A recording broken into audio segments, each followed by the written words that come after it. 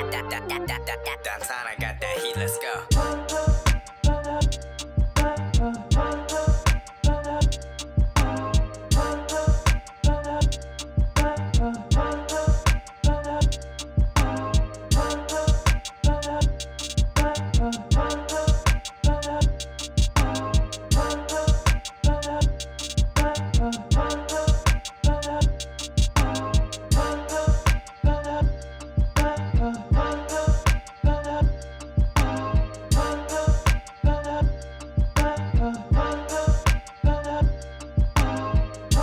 Alright people, let's see if we can get this thing started right. Happy day 2 of the NBA playoffs. Game 2 for the Pistons and Knicks is actually going on right now as we speak. Let me see if my audio is good. If you guys can hear me, let me get a 1 in the live chat. Appreciate that for anybody that's there in the live. Let me get a 1 if the sound is good. I haven't turned on the mic yet. I'm going to try to do that in a second.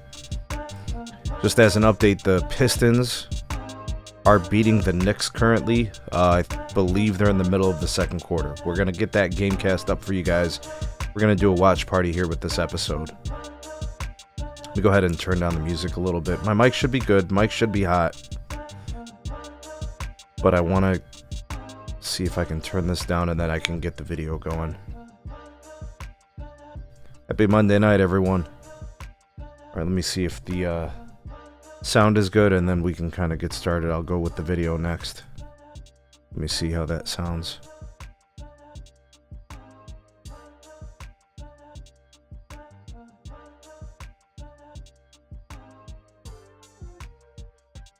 Alright, I think we are golden. By the way, we're doing a call-in show. I'll be providing the link for you guys to go ahead and call in, discuss tonight's games. Pistons, Knicks, Lakers, Timberwolves.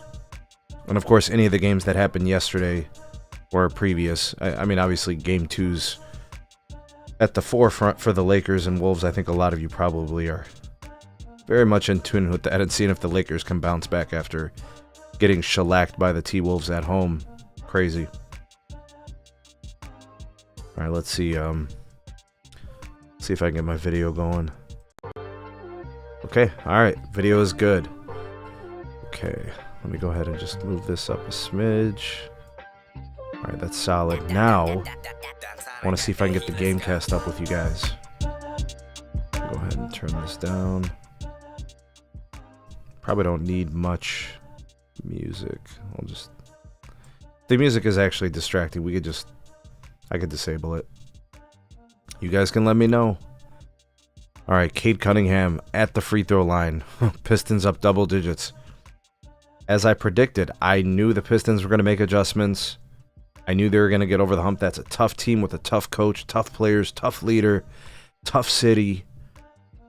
You know what I mean? So, I figured they'd bounce back. I don't think the moment's too big for them. Maybe the end of Game 1 was. But they're a tough team, and it looks like they're resilient. They're back. All right, let me see if I can get this window thingy up so you guys can see at least the game cast while we're discussing it. All right, that should be good. Solid. All right, let me go ahead and zoom.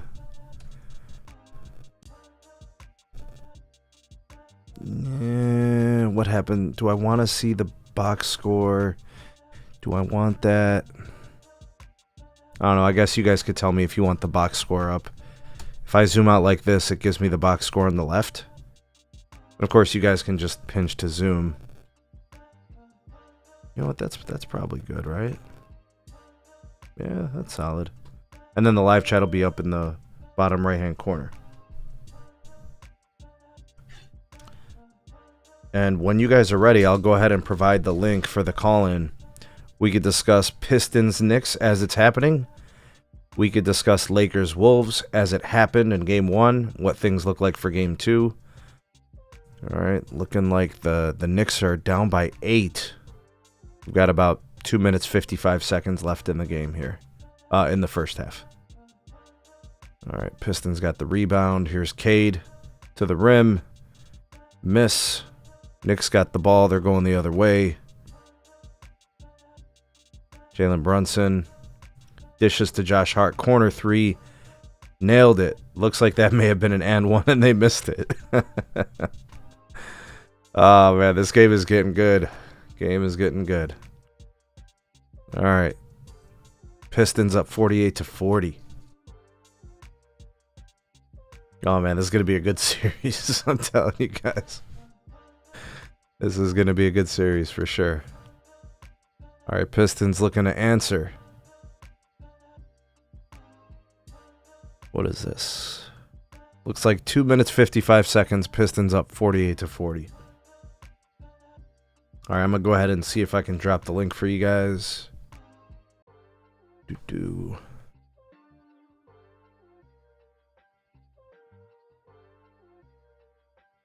I got to get to the Google Meet. How do I get there? I know I can get there.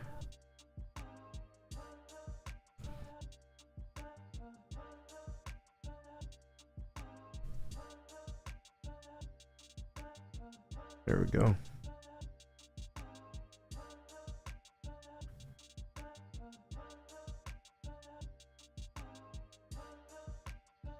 So that's in there. Let me get it in the chat for you guys too.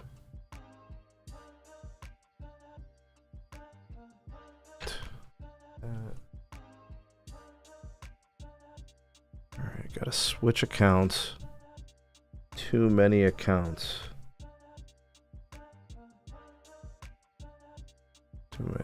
Too many accounts. Alright, here we go. This camera failed, really? Alright, cool. Alright, so now we got that. And then now I got this. Okay, we are ready for the call-in. So I'm going to go ahead and post that into the chat. And then we'll be good for the go.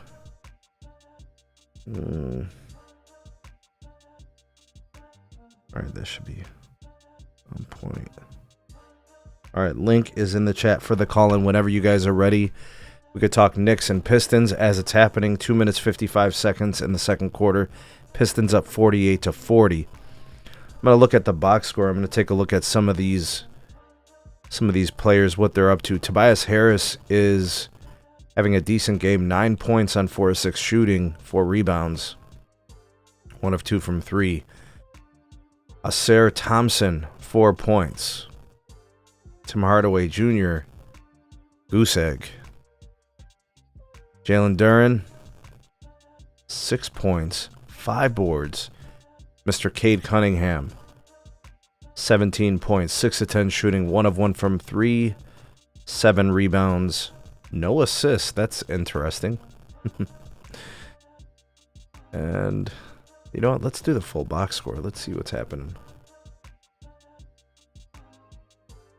All right, here we got the full box score up. 7 points off the bench for Dennis Schroeder. Malik Beasley with 5 off the bench. And then for the Knicks, Karl Anthony Towns, 10 points. Jalen Brunson, 13 points. Mikal Bridges, 8 points. OG Anunoby, 4 points. Josh Hart, 3 points. Not much happening off the bench. 2 points for Miles McBride. All right.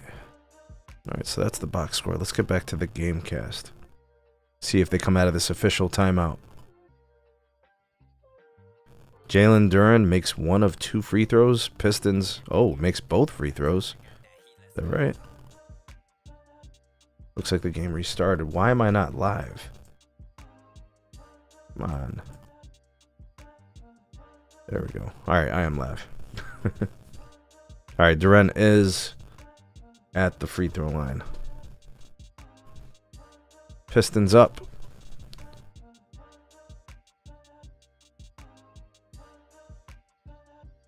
All right, Duren makes the first of 2. Duren makes the... Oh, he's taking the second of 2. We'll see if he makes this one. Up and good. All right, Pistons up 50-40. Brunson brings the ball up. Crosses the timeline. Let's see what they do here for offense. See how they're going to get their points here. Got Brunson off the ball. Josh Hart. They're going to go to Brunson in the post. Shot clock winds down. Floater. He's so good, man. Brunson is so good with that floater. It's nasty work. All right. Okay, so that makes it 50-42. I'm a little behind with mine. So if you guys are looking at the Gamecast, you might see that the score might vary. All right, Pistons looking to get some points this trip down. Cade Cunningham, pass to the corner. Who is that? Misses. It goes Tobias Harris with the miss. All right, ball to Josh Hart. I think back to McBride maybe? Not sure who's in. Spin move, fade away, and it's good. Gets a nice little roll, nice little bounce. All right, Pistons scoring consecutive trips down the floor. Here's Schroeder to the baseline. Brunson meets him there, cuts him off. Schroeder, jump shot, makes.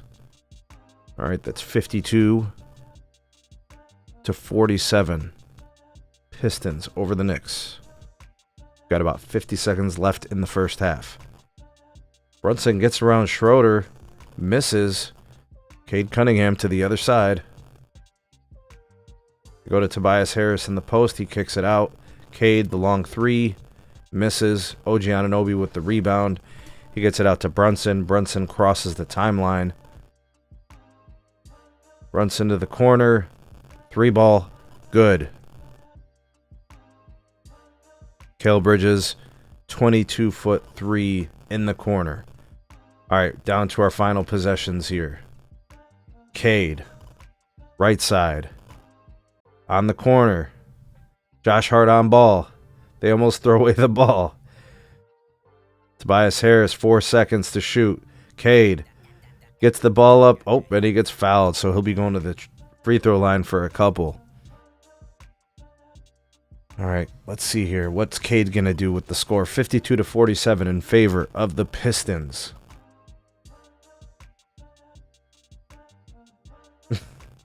Showing the replay of Jalen Brunson delivering the death blow to the midsection of Dennis Schroeder. Oh, man. Is it my imagination, or does Tom Thibodeau just always look pissed about something? Seriously. Like, I get it, you're an NBA coach, but, like, you gotta be mad about everything all the time.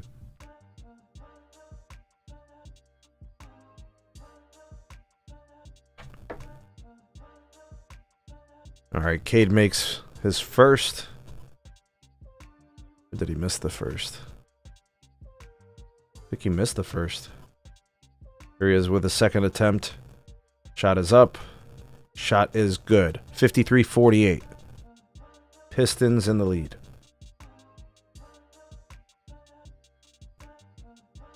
All right, Brunson in the half court. This is probably the next final possession of the half. Brunson backing down Schroeder. And it looks like a foul on Schroeder. Man, these refs are calling a lot of tic-tac fouls. With the Pistons in the penalty, that's probably going to put Brunson at the free throw line. Yeah, it looks like a lot of contact initiated by Brunson. I don't see how that's... Maybe Schroeder was a little handsy. I don't know. I wouldn't call it. If I was the ref, I'd let him play a little bit. All right, Brunson, first free throw attempt up is good. He makes. All right, and he'll be up for one more free throw, and I think there's a couple of seconds left in the game in the first half. The link for the call-in is there in the live chat if you guys want to hit that and discuss this game or tonight's game or any of the other games. Anything from game ones that you want to discuss, anything you're looking forward to in the game twos, whether it's Pistons, Knicks, or it's Timberwolves and Lakers. All right, and Brunson makes both. 55-49, Pistons over the Knicks. Cade at the top. Cade dribbles through the defense, and he nails it. Nice play. Nice, very nice finish. Bridges misses the half-court heave. All right, score at halftime, 55-49. All right. The line is open. I'm going to go ahead and leave it for you guys. If you decide you want to use it, we'll step away to take a break for now. But if you indicate in the live chat you want to discuss, you want to talk about any of these games, the link is there in the live chat.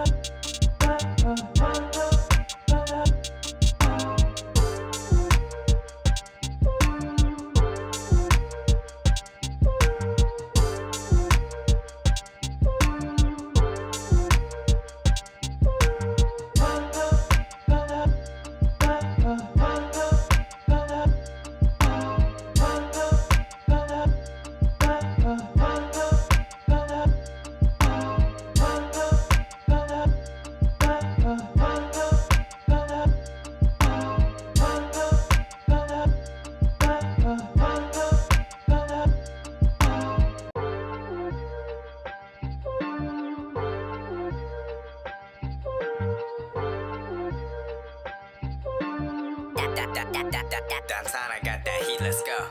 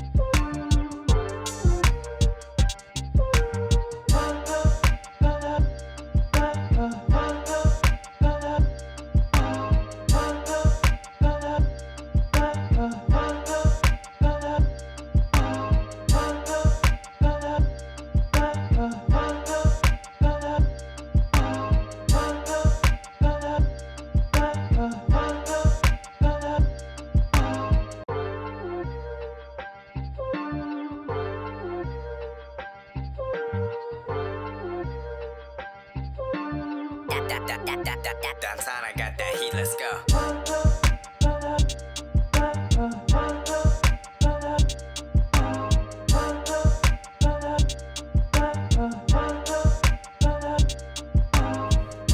All right, looks like the guys over on the TNT side are talking the game.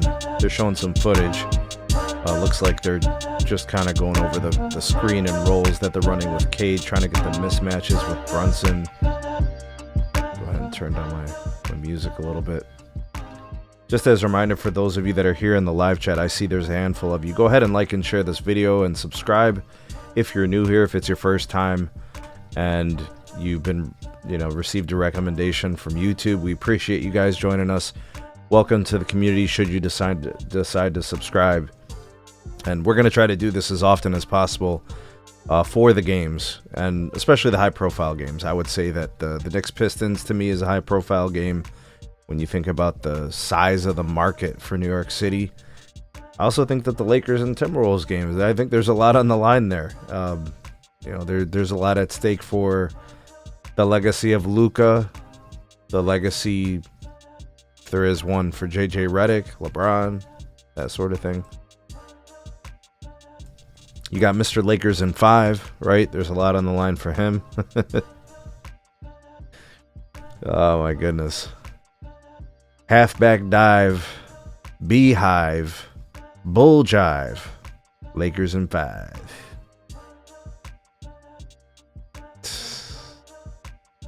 Dude's crazy. Dude sounded like he was gonna cry dealing with that loss, the game 1 loss between the Wolves and the Lakers. Lakers in 5.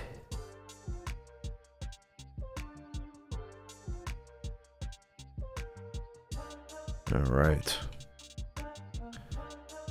Let's see here.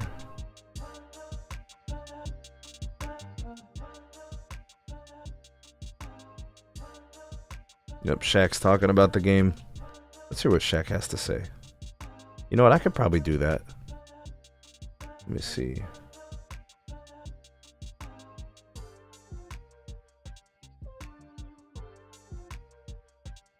He's pretty much unguardable one-on-one, but then that's going to open up for Hardaway, Beasley, Tobias Harris. These other guys got to pick it up. Tim Hardaway, he's 0 for 3.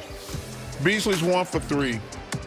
Tobias is 4 for 7, so he's helping out. But Hardaway is a hell of a shooter, and Beasley, he's up for 6th man of the year. But you gotta get this kid some help. Oh, and I tell you what, that kid Duran.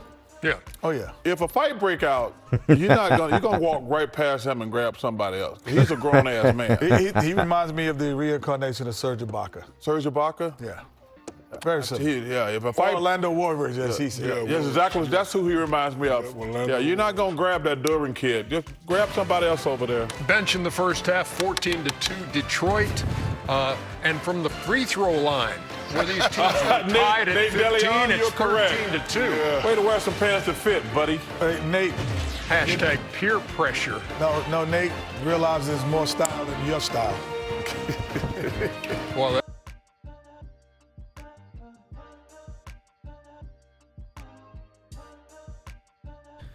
Yeah, I don't know about all that. I don't know. Did anybody ever think that about Serge Ibaka? Did anybody say, man, I got to stay out of this dude's way? This dude's scary. I don't know about all that. I don't know. I mean, he was a very good defender. He used to block a ton of shots. A blocker. But Serge Ibaka, Waka Flocka. Boom shakalaka. Lakers in 5.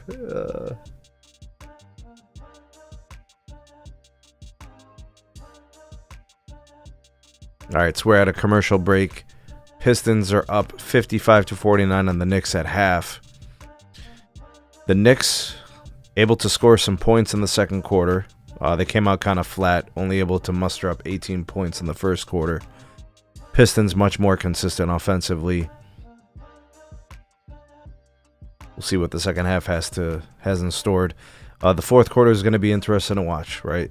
To see if the Knicks turn up and to see if the Pistons can match that intensity. We shall see.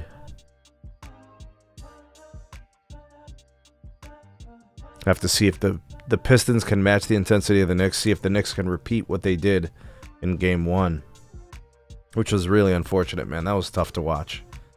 I think the Knicks went on a 22-0 run or something like that. That ain't going to get the job done. No way.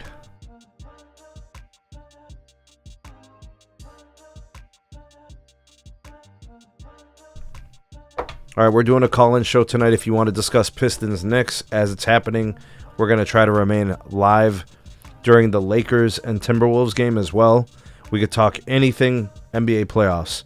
Game 1s, Game 2s as they're happening, narratives, series, player performances, whatever you guys want to discuss. Go ahead and hit the link. It's in the description and also in the live chat.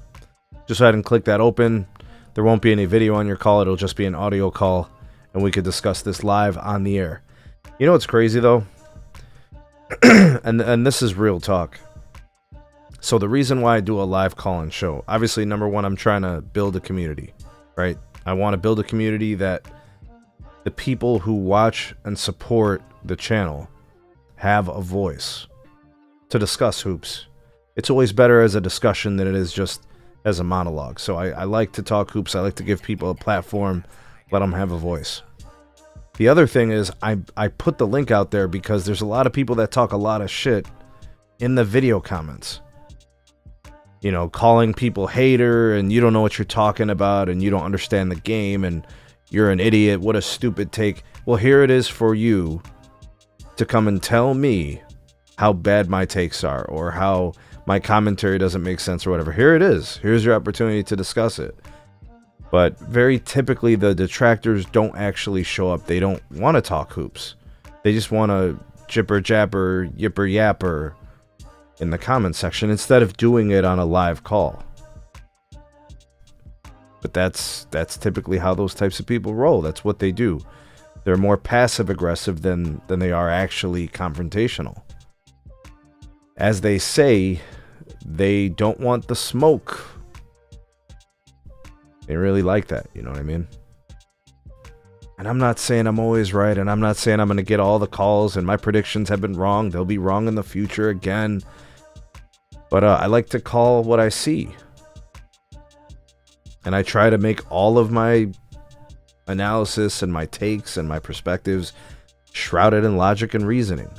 I mean, some people just don't like it. They're such fanatics for their favorite player or their favorite team, and they can't put themselves in a mode that allows them to be objective. So if I say something they don't like, they get all butthurt and all offended, and you don't know what you're talking about, and LeBron was great, and he played awesome, and well, let's take a look at the shot chart then. Let's talk about the 5 turnovers. Or do you not want to talk about the 5 turnovers? You know, like my most recent video where I was critical of LeBron's performance. Luka showed up. Austin Reeves was, I guess he wasn't great. But he was better than Bron. Bron didn't have a field goal until halfway through the second quarter. Bron's defense wasn't great. Julius Randle was getting off. You know, who was stopping Anthony Edwards? Nobody. You know, who was stopping Naz Reid? Nobody. Where was JJ Redick's adjustments? Nowhere. But Darvin Ham sucks.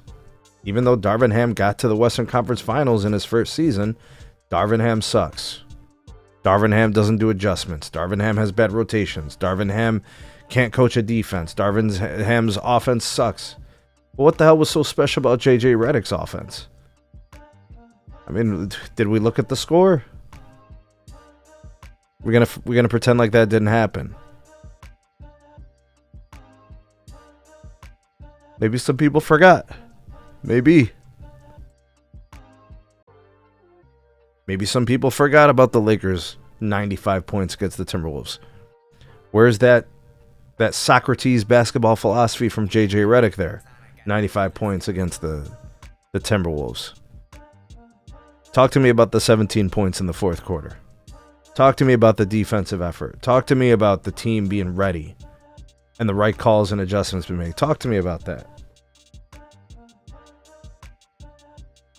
Yeah, you fired Darvin Ham for JJ Redick. Talk to me about it. Where are those people? After a Lakers win, oh, you don't know what you're talking about. You're an idiot. What a horrible take. Blah, blah, blah. And then after the losses, crickets. Nobody around to discuss anything. Nobody wants to talk about how great the Lakers were after they get blown out by 22 points at home against the Minnesota Timberwolves. A reminder that the Timberwolves and the Lakers are separated by, a handful of games in the regular season? Timberwolves got hot at the end of the year, and the Lakers were dealing with LeBron's groin being injured and Hookah Luka and whatever else. All right, looks like the second half's about to start between the Pistons and the Knicks. All right, link is in the chat if you guys want to discuss this game between the Knicks and the Pistons, or if you want to discuss Lakers. Yeah, the game started. Here we go. All right, Knicks in the half court. Karl Anthony Towns is there. Spurs, and what is going on? Appreciate you. Thank you for coming by. I see you. Appreciate you, Spurs, and for anybody who's in the live chat, do me a solid, like and share. And if you're new here, if it's the first time you've stopped by, you haven't done so yet, go ahead and subscribe for us, please. All right, looks like the Knicks settle for a very deep three by Brunson. He misses. Oof. All right, here's Cade in the half court. Bounces off of Karl Anthony Towns. No defense. Fadeaway is good. That boy Cade is good. Good evening to you, Spurzan.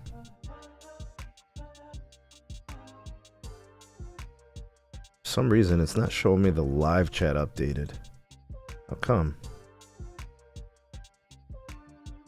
Okay, it just updated. Never mind.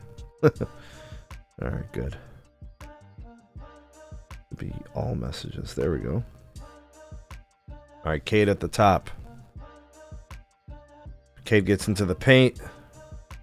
Bounces off of Karl Anthony Towns. Mikal Bridges pushes it up the floor, crosses the timeline, jacks up a three, and he makes. Score is 57-52. 5-point lead for the Detroit Pistons. I believe so, Spurzan. I believe the Knicks were favored. I think they were favored big, actually. But, you know, there's a reason they play the game. You know what I mean? And the Pistons they're definitely fighting. The Pistons believe they could win this game. The Pistons believe that if they win this game, they could probably win the series. It looks like a possible turnover there. The hell? Who's that off of? Off of the Knicks or off of the Pistons?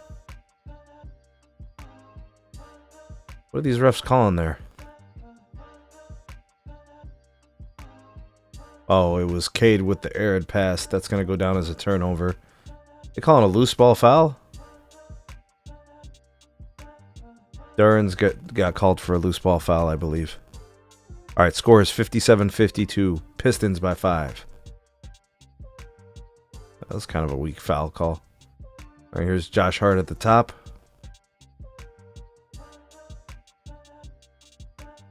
Gets it to Bridges or McBride. I don't know who that is. Ooh, swatted by Duran. Josh Hart falls on his wrist. Looks like he got fouled. He'll be going to the free throw line for 2 free throws. Yeah, Spurs, and I forget what the Vegas line was, but they were definitely favored. Absolutely. Absolutely. Yep, they were definitely the favorites. All right, Josh Hart to the free throw line. He's going to shoot 2. His first one is up. And he misses front iron. Is Josh Hart already tired? Ooh. Looks like his wrist. Showing he's kind of looking like he's in some pain. Maybe fell on his wrist, breaking his fall. Josh Hart, second attempt. He makes 57-53. Pistons up on the New York Knicks.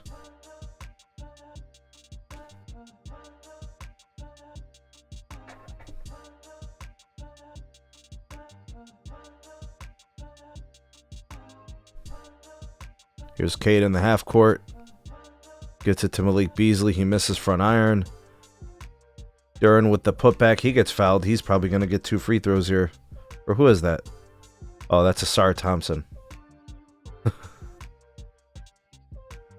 Yeah, nice play. Good hustle play. I don't know, man. If I remember correctly, Asar was getting a lot of offensive rebounds last game, too. This kid's all over the place. Him and his brother are really nice basketball players. Very good. They got the defensive intensity. They got the effort. They got the hustle, the grittiness. Spurzan says, I really want to watch Denver win, but we'll see if that happens. So Denver versus the LA Clippers. So Spurzan, is it because you don't like the Clippers or you're a legitimate fan of the Denver Nuggets? Because I'm a big fan of the Nuggets. Like, I like Joker, Jamal Murray, Russell Westbrook, Aaron Gordon. I like that mix. You know, Michael Porter Jr., I like that mix. The Clippers, I like the Clippers. I like the way they ended the year. I'm just not a believer in the Clippers because their best player is so injury prone. You know what I mean? It's like as soon as you get on that bandwagon, you know, Kawhi Leonard gets hurt. You know what I mean? So, and you know, seeing that your name is Spurs, and I figured you don't like Kawhi Leonard. You probably don't like the way that ended in San Antonio, and then getting him getting shipped off to Toronto and winning a chip, right? There's a 3-ball from Jalen Brunson. He misses. Pistons go back across the other side of the timeline. Here's Asar Thompson. 3-ball. He passes up on the 3-ball. Tobias Harris gets fouled. He'll shoot 2 free throws. Score is 60-53. Spurzan says, I also like to see the Pistons win at least 2. Man, if the Pistons win this game today, if you're going back to Detroit, think about this, right? You go back to Detroit, splitting the series in New York. If you win both those games in Detroit, you know, game 3 and 4, you're up 3-1. Got a couple of chances for a closeout, you know what I mean? That would be huge.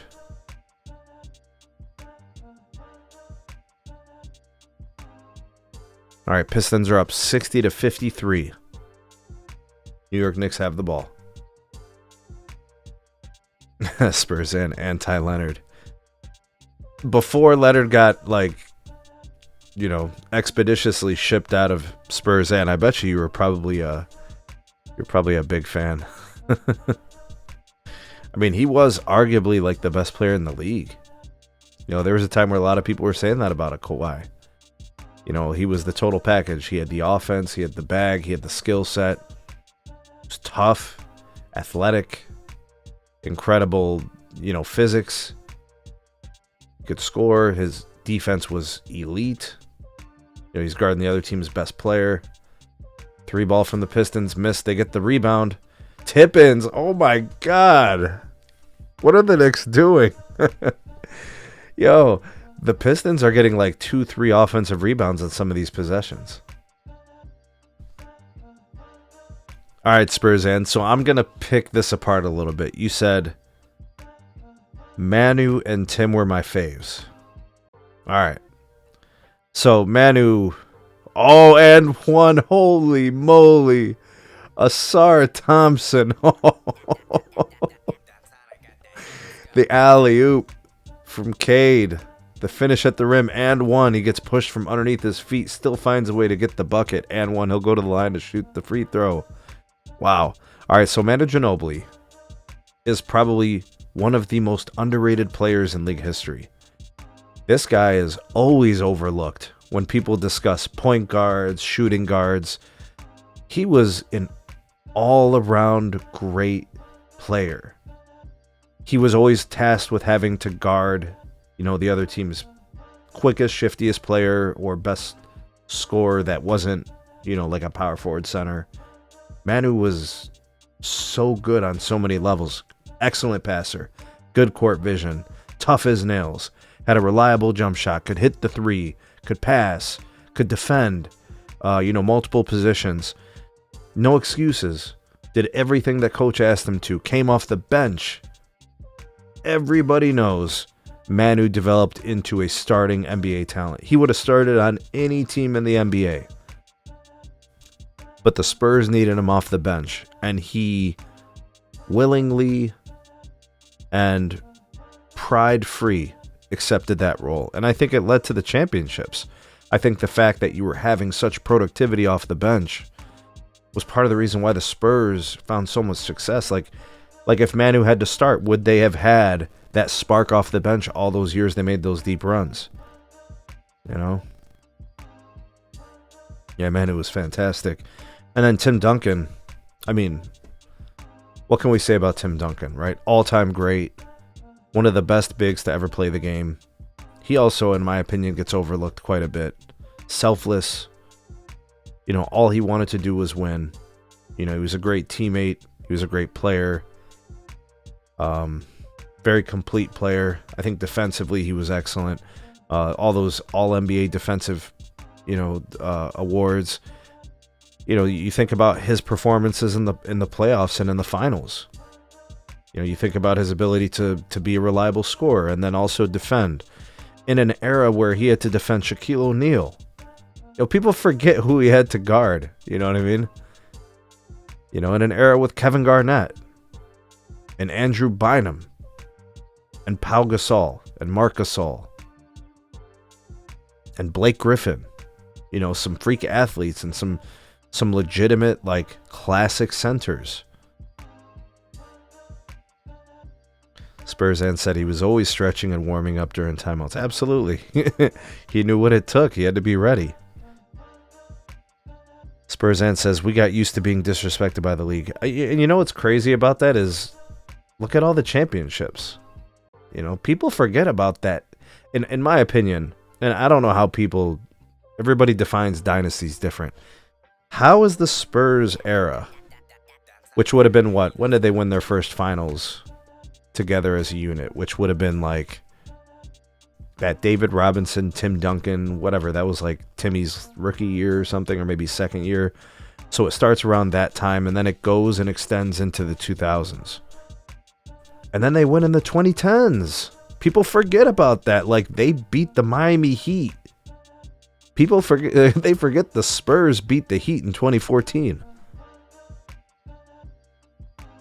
Yeah, 1999, absolutely.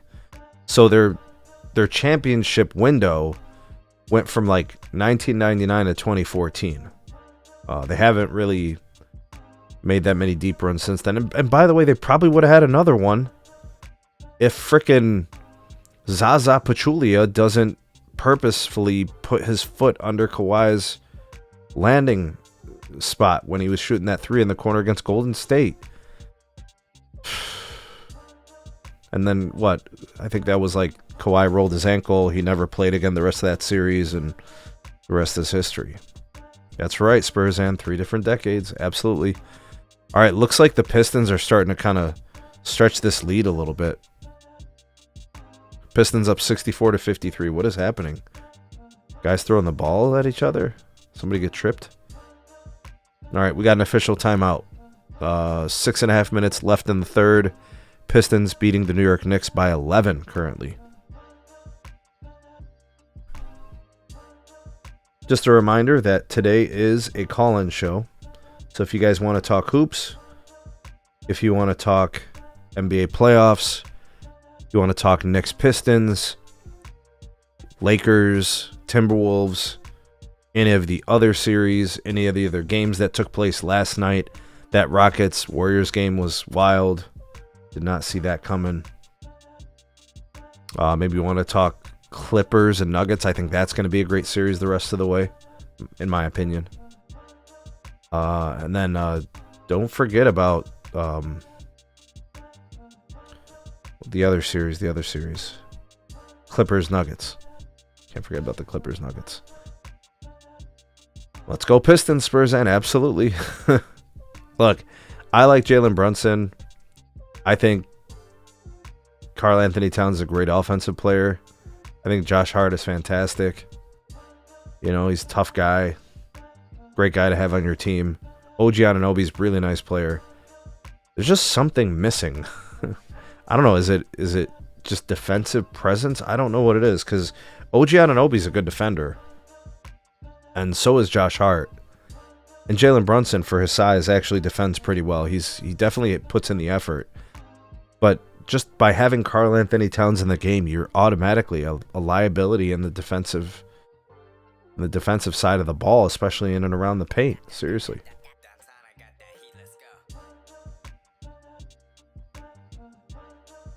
Congratulations on the Cavs win. Hey, thanks. Yeah, Cavs handled business. That's exactly what they were supposed to do. They were supposed to beat the Heat. I think, Spurs, and what's important about the Cavs win last night is how they won the game. Think about how they won. Donovan Mitchell was cooking. Darius Garland with the wizardry, right? Constantly putting pressure on the Miami Heat defense. And Ty Jerome off the bench, just roasting everybody from the Miami Heat. I mean, he was cooking everybody. Spurs Ann said, team ball is what works. OKC is a great example as well. So, Spurs Ann, did you see the Oklahoma City Thunder put the whoopins on the Memphis Grizzlies, beating them by 51 points? And I'm pretty sure the lead was actually bigger than that. I think there was a point between the Thunder and the Grizz where the Thunder were up by like 56 or 58 points. Something outrageous. It was horrible. It was awful. And I don't think the Grizzlies have a chance, but come on, man. You can't get beat by 51 points. Come on. You got to have some fight in you, right? Seriously.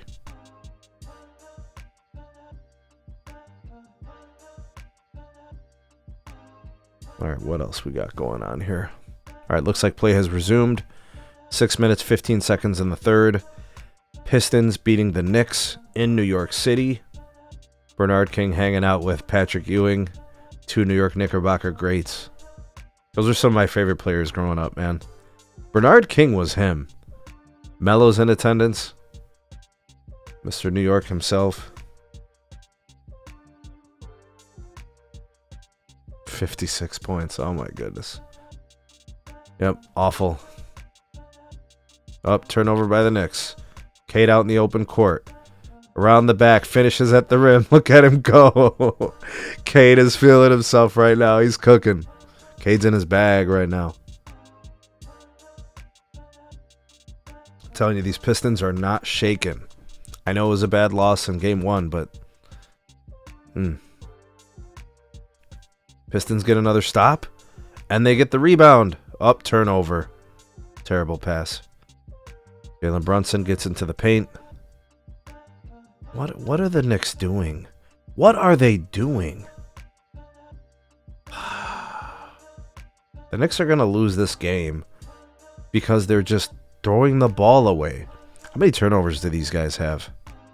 How many turnovers do the Knicks have? Where's that damn box score? There we go. All right, timeout. I think timeout called by the Knicks. All right, let's see how many turnovers the Knicks have. Knicks have 12 turnovers, and the Pistons have 11. So not much of a discrepancy there. But if the Knicks are going to get back into this game, they are going to have to take better care of the ball. Get some better quality shots. What the hell are they doing? Yo, Cade's got 26 points on 10 of 17 shooting, 5 of 6 free throws. Jalen Brunson, 17 points on 6 of 16 shooting. Josh Hart's 6 rebounds, 1 offensive. Cade Cunningham, 9 rebounds. He's got an offensive rebound. Duran's got 2 assists. Josh Hart's got 5 assists. Spurs answered, no, it's Cat's fault. All right, well, let's take a look at Cat, right? Let's do that. All right, let's go to the full box score, see what Cat's been up to tonight. All right, Karl Anthony Towns, 20 minutes of action, 5 of 10 shooting, 0 of 2 from 3. He's got 3 rebounds. 10 points. No blocks, no steals. And Jalen Brunson's got 5 turnovers. He's got to take care of the ball better. Terrible. Cade's got 5 turnovers too. So right now, those two guys are dominating the ball, and they're turning over the ball. Gonna have to do better than that. I mean, who knows? If Cade's taking care of the ball, maybe the Pistons are up by 20 points. Seriously.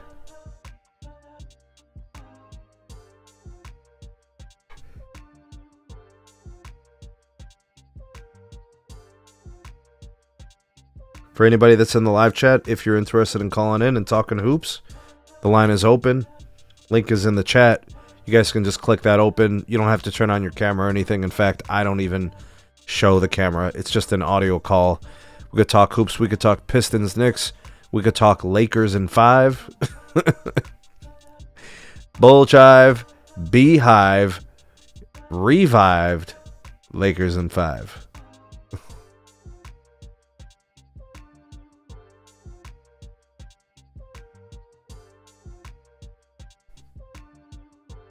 All right, we got a official timeout and we got a commercial break.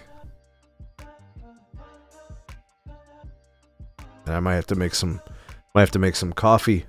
We're gonna make this happen. We're gonna stay on live through the Lakers game too. We're gonna do the Lakers and Timberwolves. So Spurs and if you want to hang out with us for a while, we'll be here talking hoops.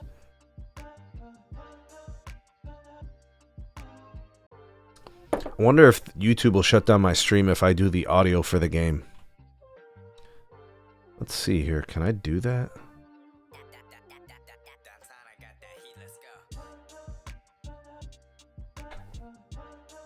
Let me see if I could do that. Yeah. Tonight, Spurs and is going to be Lakers and Timberwolves. Let's see if I can find the audio for tonight's game. Knicks, Pistons, radio.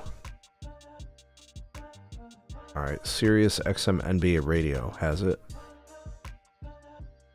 Detroit Pistons radio has it. 97.1 FM The Ticket. Okay. Maybe I could pull that off.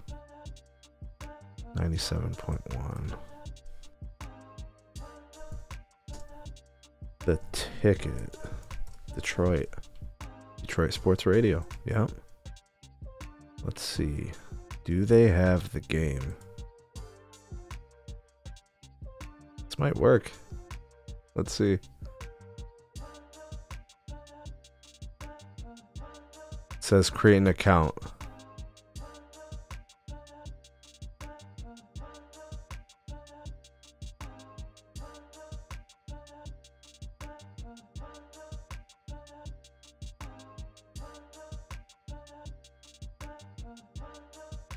Nope, won't let me do it.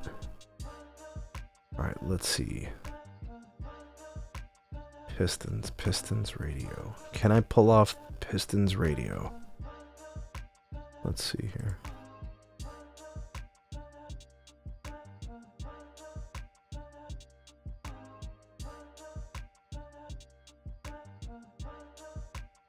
Alright. Oh, the Lakers game is tomorrow? Oh, then what's tonight? Which game is on tonight? Let's see here. Who is on tonight? All right, so we got... There we go.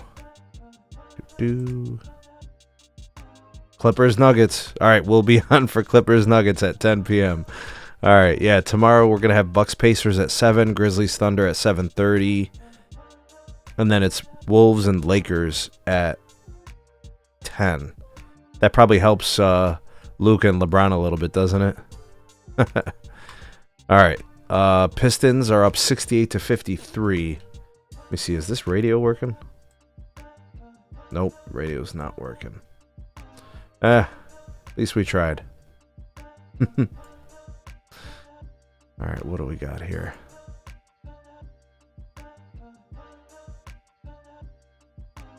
All right. Pistons just took a timeout. Pistons are up 68-53. I'm telling you, Spurs, and I love that series. I think this Clippers versus Nuggets series is going to be the most fun series out of the entire first round. Razor, what's going on? Let's hope the Pistons don't blow up the third and the fourth. Well, hopefully they stretch this lead. I'd love this series to go 1-1 and then have game 3 and the Pistons possibly get a chance to go up in the series and take home court advantage. Sarah Thompson is complaining to the refs. What the hell is he complaining about? All right, we got 7 in the live. Let me see if I can get some likes, folks. Do me a solid. Like and share this video. Let everybody know about the channel. And the link is in the live chat if you guys want to call in and talk hoops. We got Nuggets and Clippers tonight. We got the Pistons and the Knicks right now. Looks like the Pistons were challenging the last play. And replay supports the original call. Pistons are charged with a timeout. So, bummer for the Pistons. All right, the link for the call in is in the chat. What were they tripping about? What is Thompson doing? He's all tangled up with Brunson. A little bit of extracurriculars there. All right, back to the game. All right, Pistons up by 13 in Madison Square Garden tonight. Jalen Brunson crosses the timeline. Goes to Mitchell Robinson. Robinson to OG. OG in the paint. He traveled. They didn't call it. And he makes it. Completely changed his pivot foot. Dragged it the whole shebang. They don't call anything in this league. It doesn't matter. Playoffs or not. It does not matter. Not at all. Terrible. It's like, why have the rules? All right, here's the Pistons in the half court. Malik Beasley, corner 3 on the step back. He misses. Looks like the ball is off of Tobias Harris. It'll go to the Knicks. Brunson inbounds. Pass it to Hart. Hart back to Brunson. Brunson crosses the timeline. Pass it to Mitchell Robinson. Robinson to OG. OG settles for the 3. Nope. It was a pass to Mitchell Robinson. Looks like a turnover. Looks like my live feed isn't actually up to speed with whatever the ESPN Gamecast has.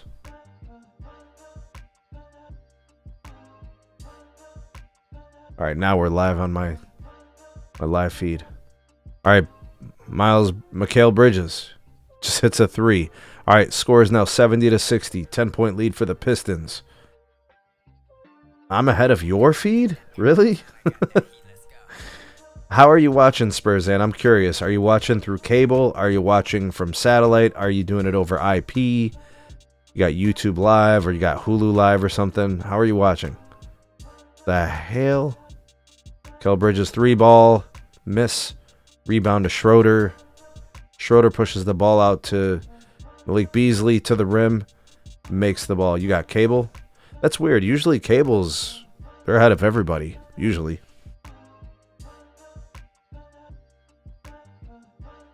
All right, here's Brunson, 25 feet from the rim. It's being stalked by somebody from the Pistons. I don't know who that is. He makes it anyways. Makes it anyways. All right, here's the Pistons.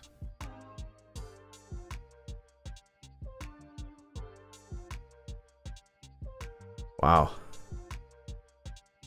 Dennis Schroeder gets around Jalen Brunson. Would he step out? What they call a foul? Nice pass. Oh, steal. Okay.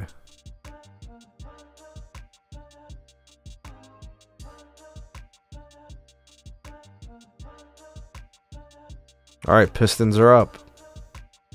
Score is 72-60 in favor of Detroit.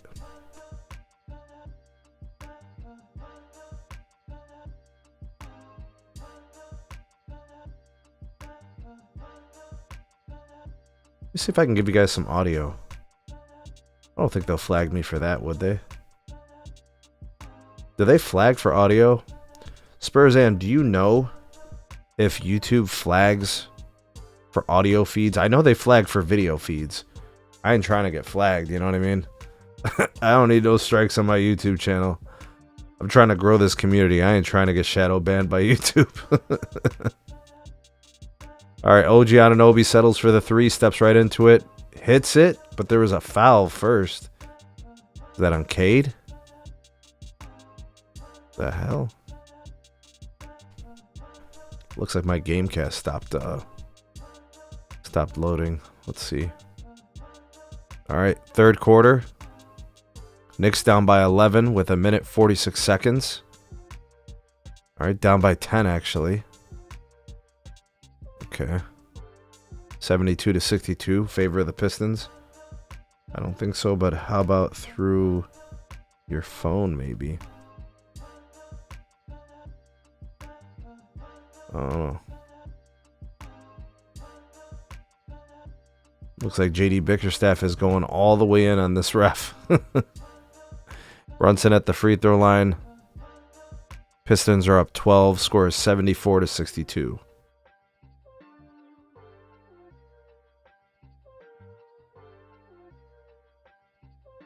Looks like Brunson made both. Yeah, Brunson is keeping the Knicks in it. By the way, the Knicks have only scored 13 points in this quarter. Pistons doing a nice job of holding them. All right, here's the Pistons. Schroeder to Beasley, back to Schroeder. Schroeder in the paint. The floater is good. Schroeder with the floater. 74-65. Pistons up by 9. And Brunson's having to work for these looks. Really, really hard. Is that Campaign in the game? Campaign in for the Knicks. Penetrate, kicks out. That McBride. Fadeaway 3. Makes it? Holy moly. Fadeaway 3. There's like a second left on the shot clock. McBride puts up a prayer and nails it.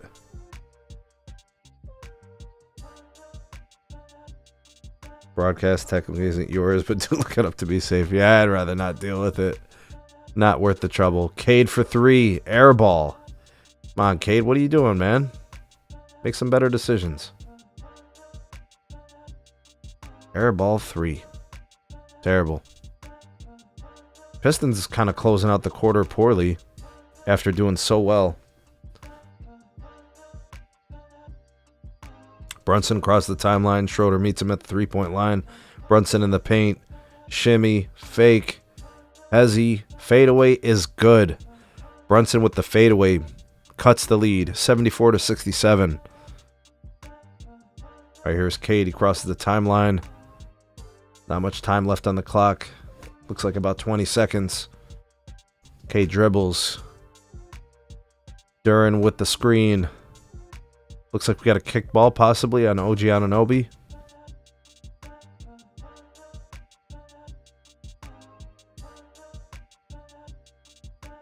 All right, so they'll reset.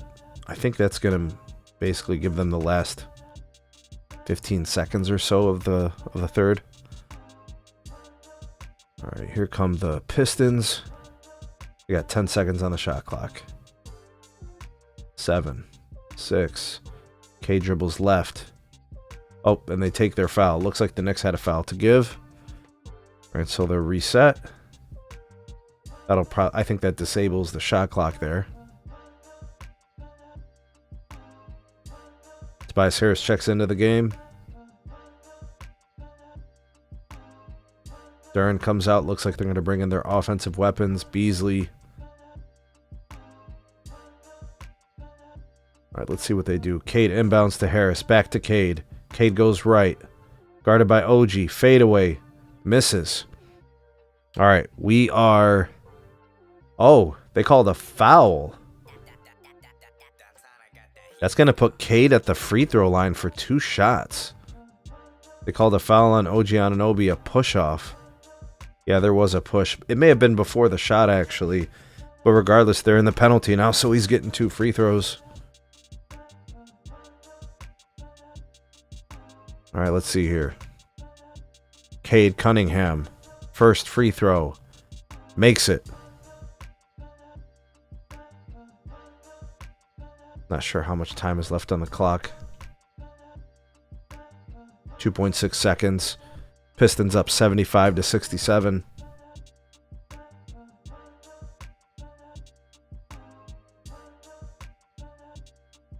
All right, Cade's going to take his second of 2 free throws. Shot is up. And it's a miss. Ball goes in and out. And that's the end of the quarter. End of the third. Pistons 75, Knicks 67. All right, so we'll see what the fourth quarter holds as the Pistons take an 8-point lead going into the last frame. Spurzan said Duran gave the Spurs nothing but trouble this year. The energy guys, the hustle guys, the tough guys, they're a pain to deal with. They always are. Absolutely. All right, well, we're going to step away for a second, Spurzan. I'm going to go make some coffee because we're going to be doing this for the next game too. So hang tight. I'll be right back. I'm going to drop the link for you guys if you want to call in and talk hoops. Remember, this is a call-in show. We're going to be doing this for every live stream episode that we have during the playoffs. All right, I'm going to go make some coffee. I will be back.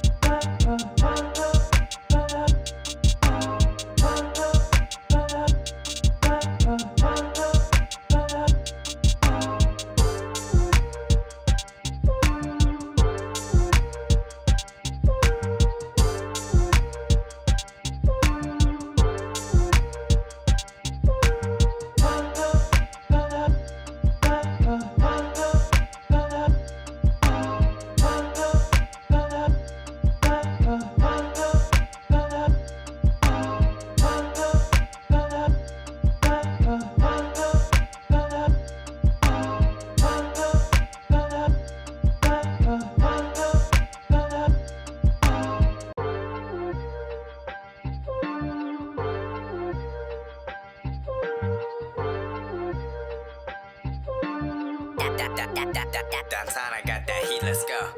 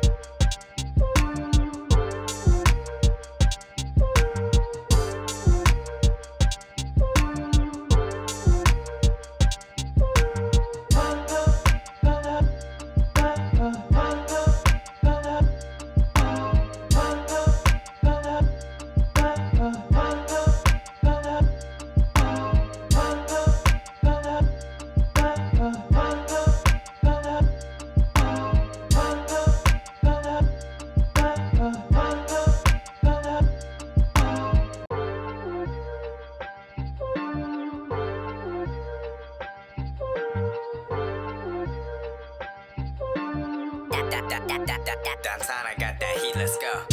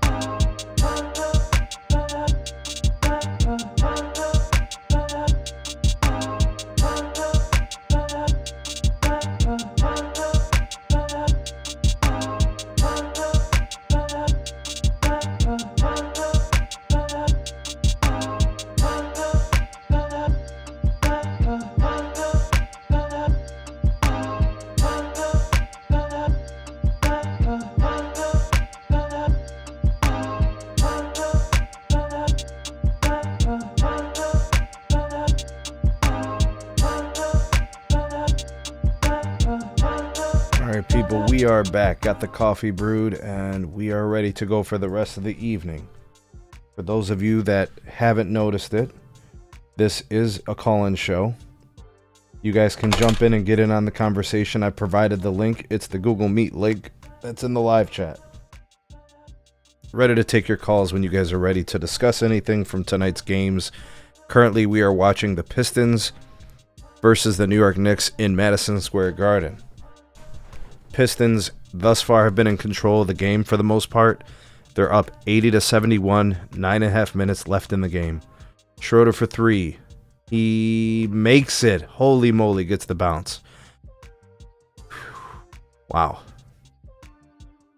Coffee is brewed and we are ready to go. We're going to be here live for the duration of this game. Blocked by Duran. Oh my goodness. Blocks Brunson. Got a pump fake. Knicks are scrambling, trying to get a shot off. Stripped by Tobias Harris on Jalen Brunson. Oh, and he's met by resistance. What'd they do? Call a jump ball? Yeah. Looks like Duran is going to jump it with Jalen Brunson. Yo, the Pistons defense tonight is tough. They are making life very challenging on the Knicks. What is going on, my dude Razor? There are times when NBA plays licensed music, so it could get you flagged. Aw, damn. Really trying to avoid it. Trying to avoid that for sure. Not into that. Oh, we got a loose ball. Pistons out ahead. Ooh! Malik Beasley to the rim. He kind of gets upended. Man, those Pistons really do play hard for each other, man. Those guys love each other. Schroeder with the heads-up play to knock the ball out into the forecourt. And, ooh, looks like he landed on his hips. That, for Malik Beasley, he's going to be sore in the morning, man. that looked like a hurt. All right, so he'll go to the free throw line, I believe, to take 2 free throws.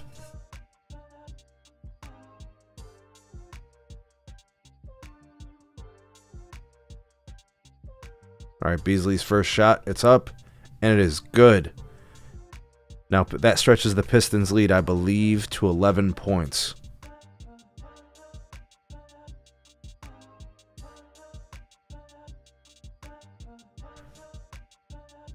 He'll shoot a second free throw.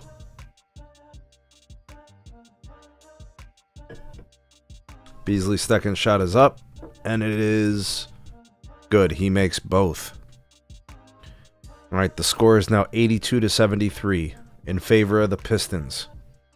New York trying to mount a comeback. 9 minutes and 15 seconds. Brunson being harassed by Schroeder. Screen from Towns. Brunson goes to Towns in the post. He's on Harris. Double team shows up. He kicks it out. OG Anunoby behind the three-point line. He's being harassed by Cade. He settles for the jumper. Nails it. OG Anunoby. A sorely needed bucket. Score is now 82-73 in favor of the Pistons. Schroeder dribbles. Fakes the three. Little bit of pick and roll. He shoots the jumper. He misses. Knicks get the rebound. OG gets the ball out to Jalen Brunson. Brunson passes the timeline. Brunson takes the screen. Spin move. Looks like he's on Beasley. He's in the post. Spins off of him. Gets the bucket. Teardrop over Dern. Or I don't know who that is actually.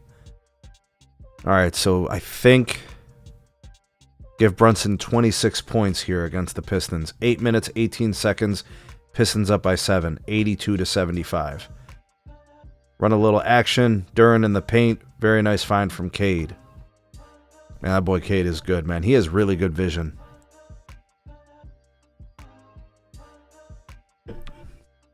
Jalen Brunson operating in the post. Corner three, OG Anunoby. He misses. Josh Hart chases down the ball. Pistons fight for the ball. Oh, it's out on Detroit. All right, that'll stay the Knicks ball. They'll get 14 seconds on the shot clock. They'll look to set something up here and get some points in this trip down. That effort by Josh Hart is why the Knicks still have the ball.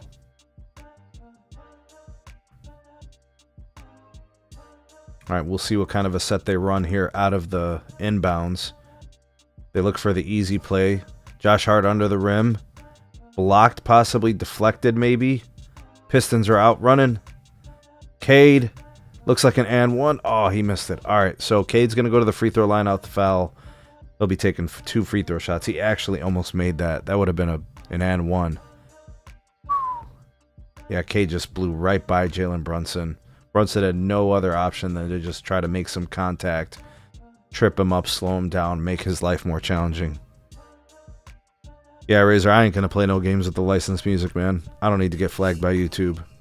Not at all. Cade takes his first free throw, and it's good. Score is 86-75. Oh, looks like Cade makes both of them. 86-75 in favor of the Detroit Pistons.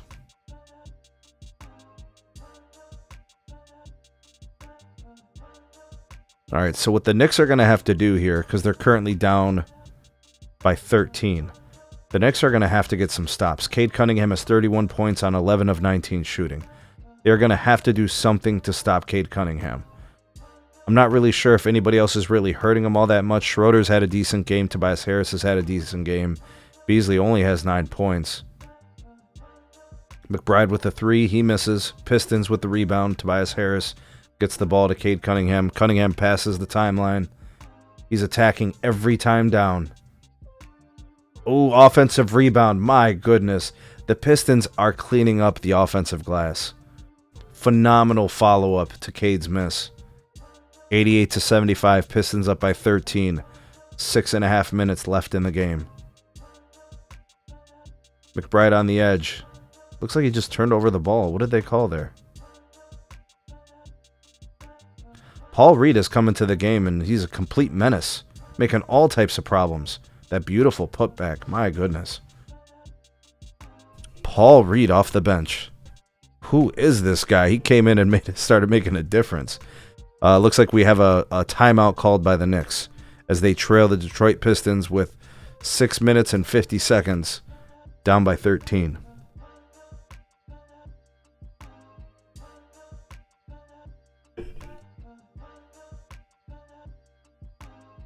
My goodness, man. This game, if the Knicks can't get some stops, I mean, they're probably going to lose this game by double digits.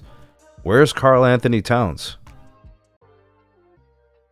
You guys see this box score? It's over here on the left-hand side. Karl Anthony Towns has 10 points on 5-11 shooting. 0 for 2 from 3, 4 rebounds. That ain't going to do it. Brunson's going to need some kind of help here.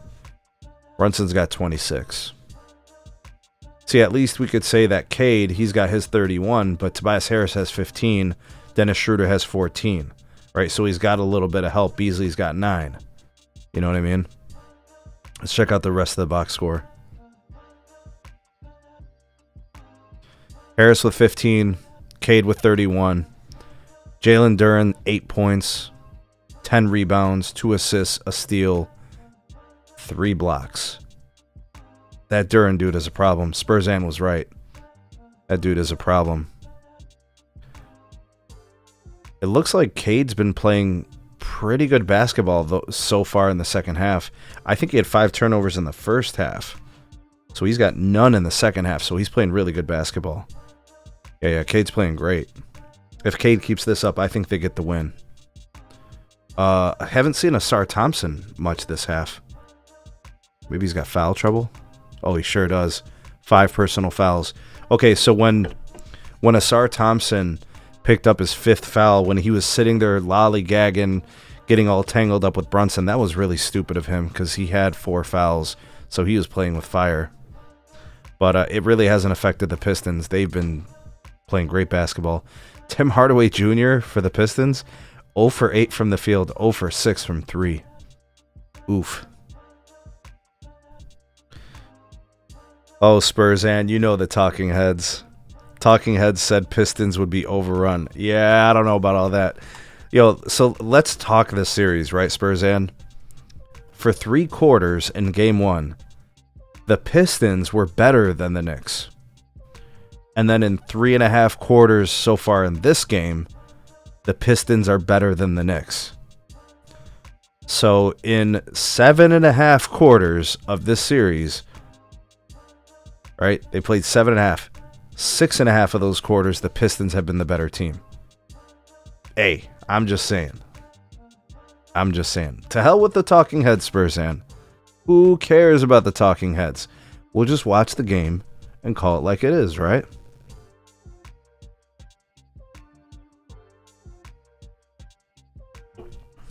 The talking heads, man.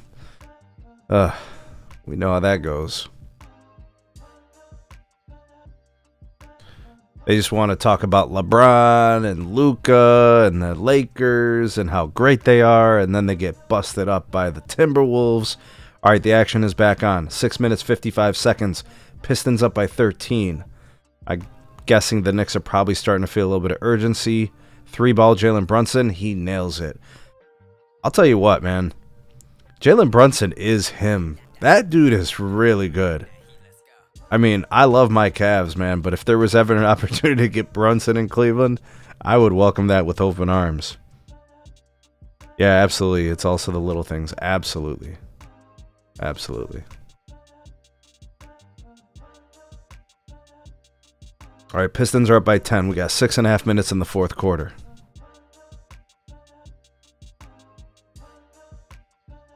What was the last call? Jalen Brunson called for a foul.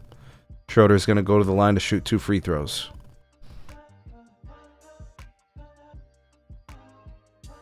All right, first free throw for Schroeder is up, and it is good.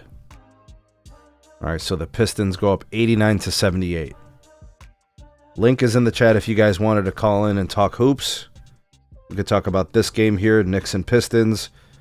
We could talk Clippers and Nugs. We could talk any of the other games that happened in the last couple of nights. All right, Schroeder makes both free throws. Pistons go up by 12. The score is 90-78. 6 minutes and 20 seconds remain in the game.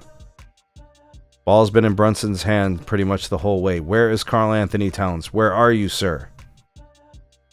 Karl Anthony Towns, we're looking for you. Make an appearance, please.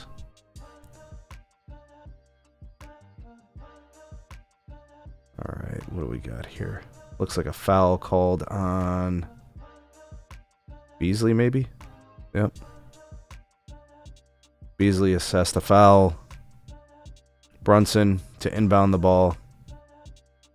What does he go to? Bridges. Bridges in the pick and roll with Hart. Hart to the rim. He just slipped and fell. He literally just slipped and fell. And they called a foul on Duren. For no reason. Hart just slipped and fell. Just lost his footing. Spurzan says Cat is AWOL as usual. I'm telling you. Like, where is he?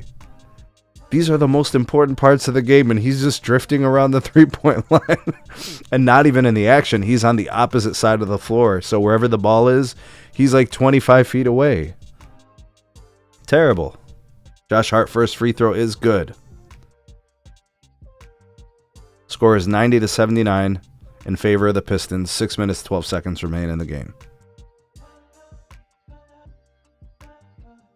Karl Anthony Towns has a tendency to just disappear in these really crucial moments. You know, I remember discussing this on OG's live stream last year. We were talking about, you know, the Timberwolves and how they moved on from Cat. I think the reason the Timberwolves felt okay moving on from Cat was because they had Naz Reid. They saw something in him. They thought he could do more for them collectively, holistically as a player. Cat's a great offensive player, but his defense leaves a lot to be desired. It's not even that he's not trying on defense. He's just not good on defense. Asar Thompson misses. Jalen Brunson gets the stop and the rebound.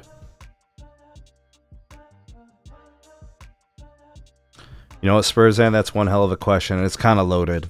All right, so who's better, Randall or Towns? The better offensive player is Karl Anthony Towns. It's not even close.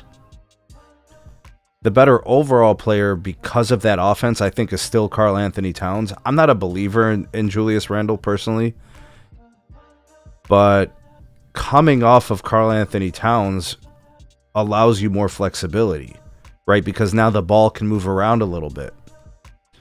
With Karl Anthony Towns on your team, you're forced to have to run through him, which limits the upside potential of your other players. So it's really about roster construction. You know what I mean? Anthony Edwards, I predicted it in the offseason. I thought he was going to average 25 to 30 shots a game because Karl Anthony Towns wasn't there. I mean, it's basically what's happened. He's been a shot jacker. Okay, Asar Thompson just fouled out. That kid's got to figure this out. See, this is what I'm talking about when you talk about the experience factor in the playoffs. This is why the Warriors beat the Rockets last night. Asar Thompson, what the hell are you doing? You got to manage your personal fouls better. You can't be getting fouled out with 5.5 minutes left in the game. You basically missed the whole fourth quarter because you picked up foul number 5. So if the Pistons end up losing this game, I'm putting some of that onus on Asar Thompson for getting fouled out and being in foul trouble for most of the second half. All right, here's the Pistons. They're up 90-82, 5.5 minutes left. Malik Beasley, he's behind the 3-point line. He gets rid of the ball. He gets the ball back.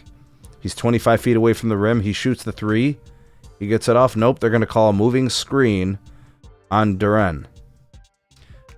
Duren, what are you doing, dude? Okay, so the Knicks now are like, that's a ticky-tacky call. I don't think that was a moving screen at all. I think the Knicks just got one over. I think the refs made a bad call there. Pistons are up 90-82. There's 5 minutes left in the game. Schroeder defending Brunson 25 feet from the rim. Brunson into the paint. Lefty in the paint. He's good. Man, Jalen Brunson is killing the Pistons right now. 33 points for Jalen Brunson. Here's Cade with the ball. Pistons look like they're kind of scrambling a little bit. Beasley with the fake. He gets to the rim. Duren with the ball. He gets reach on the Knicks. I think it's on Karl Anthony Towns. That's going to send Duren to the line, I think. Wait, was he shooting? It's going to be ball out. Okay, they're saying it was on the floor. Brunson's amped up. All right, Pistons are up 90-84. Yeah, Spurzan, I think the emotions are getting the best of some of these younger, less experienced players. Been there, done that kind of deal it seems to be the kind of the learning point here. All right, we got Cade with the ball. 12 seconds on the shot clock. Knicks send a double. They call off the double. OG Anunoby on Cade. Cade dribbles left, right, crosses over. He's in the paint. Ooh, Josh Hart with the play. Scramble, pass to Tobias Harris. He misses the corner 3. Josh Hart up the floor, crosses the timeline. Collision at half court between OG Anunoby and Cade Cunningham. Looks like they're going to call a foul on Cade. That's interesting. Ooh. Now we got a little bit of beef. Dennis Schroeder, Josh Hart going at it. Emotions running high in MSG. So true, Spurs, and about the emotions. I think it's getting the best of some of these players. Pistons lead is down to 6 points. OG Anunoby, Josh Hart putting the clamps on Cade. Wow. Cade and OG going at it. OG at the free throw line. He's going to take 2 shots. 4.5 minutes remain. Score is 90-84 in favor of the Pistons. OG's first shot is up and good. So that'll shrink the lead even further. The score is now 90-85 in favor of the Pistons. 4.5 minutes in the fourth.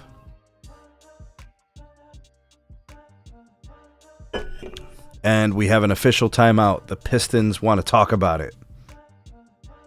Man, Sar Thompson, the con needed you. All right, we got a timeout here. Wow.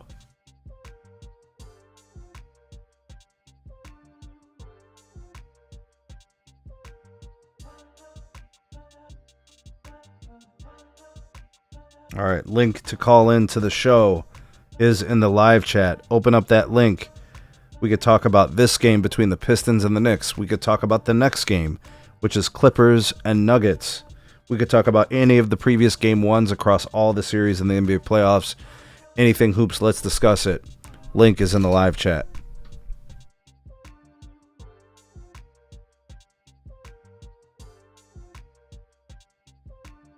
Looks like officially they called the foul on Cade Cunningham as a clear path foul, and that's why he got the free throws. Let's take a look at the box score. Let's see what has been happening. Tobias Harris, 15 points in 39 minutes of action. Asar Thompson fouls out with 5 points. So Asar Thompson, 6 fouls, 5 points. Man, Tim Hardaway Jr. starts the game, 0 points. Duren, 8 points. Cade Cunningham, 31 points. Cade's got 10 rebounds. Very active tonight. Paul Reed, 6 points off the bench. Dennis Schroeder, 16 points off the bench. And Malik Beasley, 9 points. Only 1 of 6 from 3. I think the Pistons are going to need Malik Beasley to shoot a little bit better if they're going to win the series. Spurzan said it's hard to watch bad basketball after 20 years of winning in San Antonio. But sometimes, you know, like you get those points in a franchise's trajectory. It's just you got to reload. But you got to admit, Spurzan, getting Wemby, right? First overall pick, I think, last year, right? He was a rookie last year. I mean, the Spurs are sitting pretty. They've got Wemby, and now they brought in, what's his name? De'Aaron Fox. And I think Stephon Castle is a really, really nice player. Is he going to win Rookie of the Year? Did he win Rookie of the Year? I mean, he was definitely deserving of it. He was definitely, I thought he was the front runner. And I think he was in the dunk contest too, wasn't he? He's a nice player, man. I like that guy. So, Stephon Castle, De'Aaron Fox, get him in the trade with Sacramento, and Wemby. You're building around that core of guys. Right now it's about supplemental pieces. Now it's about fit. You know, now it's about bringing in the right combination of vets to kind of bring the young guys along. You know what I mean? Never thought we'd be sitting pretty. Hey, you can't keep the Spurs down too long. Now, do the Spurs still have the same GM that they had during all those dynasty year runs? I forget that dude's name. The guy that was making all those picks, Manu and Tony and, you know, Timmy and all that. And all those signings like Bruce Bowen and Robert Horry, Matt Bonner, Tiago Splitter. OG Anunoby takes the free throw and he sinks it. All right, we are back. The action has resumed. Pistons and Knicks. The Pistons are up 90-86. All right, Cade is fouled. He's going to go to the free throw line to shoot 2. Foul is on Karl Anthony Towns. 4 minutes, 17 seconds. All right, Spursand said Stephon Castle's about to win it. I think he is. R.C. Buford, exactly. Hey, I remember R.C. Buford. So is he still the general manager? Is he still making the picks? All the trades? Sam Presti, yep, okay.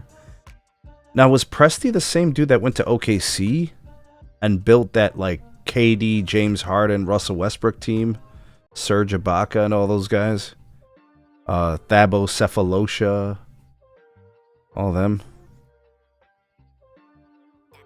Oh, no? Okay. Now, if we get flag, it's all rigged. Oh, my God. Yo, Cooper flag to the Spurs would be crazy work. It would be wild. All right.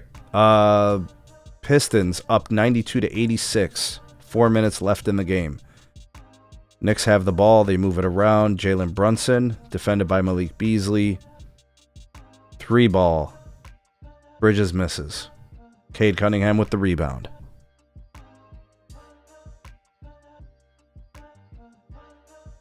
Cade to the rim. No call. Looked like a little bit of contact. The refs hold the whistle. Here's Bridges in the front court. Ooh, he gets stopped. Defensive stop for the Pistons. Pistons haven't scored in 4 minutes. Here's Schroeder in the corner for 3. He misses. Josh Hart with the rebound. Looks like a foul on Tobias Harris. All right, so what is that going to do? 3.5 minutes left in the game. The Pistons are up 92-86.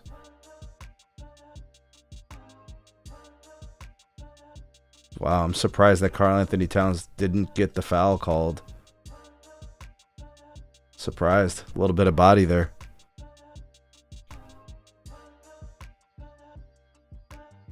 Ooh, they're in the... Looks like they're in the penalty, so Josh Hart's going to take 2 free throws. 92-86. Pistons lead by 6. Josh Hart first free throw is good. 92-87. Pistons lead by 5. 3.5 minutes left in the game. And it looks like we have an official timeout.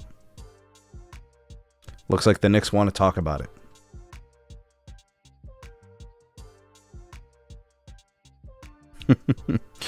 Spursand said, okay, if the Cavs go to the conference finals, you must video your reaction. I will. I'll do it. Yo, Spursand, what do you think about if the Cavs win the NBA finals? I should just, live stream the mania and the mayhem that happens in Cleveland? All right. The first championship after LeBron left. I think that's a bigger thing, like... The media makes it a big deal whether or not a team is winning. Like the person who last won it has some kind of like a curse or a jinx on the team. I don't believe in that stuff personally, but I know some people do. Not my style personally, but to each their own, I suppose.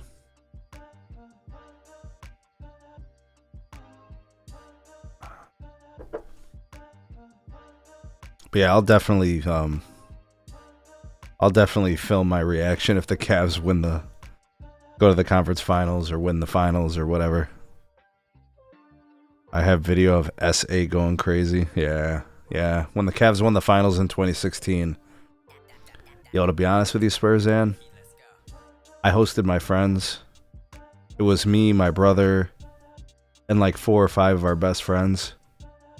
I'm not even joking. When the Cavs won the finals, when Kyrie hit that shot, and then Kevin Love locked up Steph Curry 25 feet away from the rim, there were grown men crying on the floor in my house. Like some of the biggest, baddest dudes. Like my friends are just enormous humans. Like on the ground, just crying, tears of joy when the Cavs won the finals in 16. It was crazy. All right, here's the Pistons up 92-88. Sending the double team. Cade gives up the ball. Malik Beasley for 3. Ooh, in and out. In and out. The Knicks got the ball. Jalen Brunson pushes the ball up. Mikal Bridges 3 ball. Steps into it. Misses. No call. Cade kind of pummeled over OG. Cade in the open floor. He retreats. Picks up his dribble. Goes back to Tobias Harris. Harris to Schroeder. 11 on the shot clock. 2 minutes, 40 seconds. Pistons up by 4. They go into Cade. Double team. Cade dribbles it out. Pistons choking it away, man. Wow. The Pistons are not doing themselves any favors. They are turning over the ball. They're not getting any quality looks. And that's, honestly, Cade, you got to make a better decision with the ball. And Tobias Harris, catch the damn ball and just put up a shot. Knicks have the ball. They are down by 4. 2 minutes, 25 seconds. Brunson in the paint. Takes the jumper. Nails it. Pistons up by 2. 92-90. 2 minutes, 15 seconds. The Knicks are on a 12-2 run. The Pistons haven't scored a field goal in 5 minutes. This is the Pistons' worst nightmare. Alley-oop to Duren. Wonderful play. Nice job by Cade to get the ball right to him. Easy 2. All right. Score is 94-90. Pistons up by 2 possessions. Brunson dribbles it in the backcourt. He crosses the timeline. Brunson is having one hell of a game. 35 points.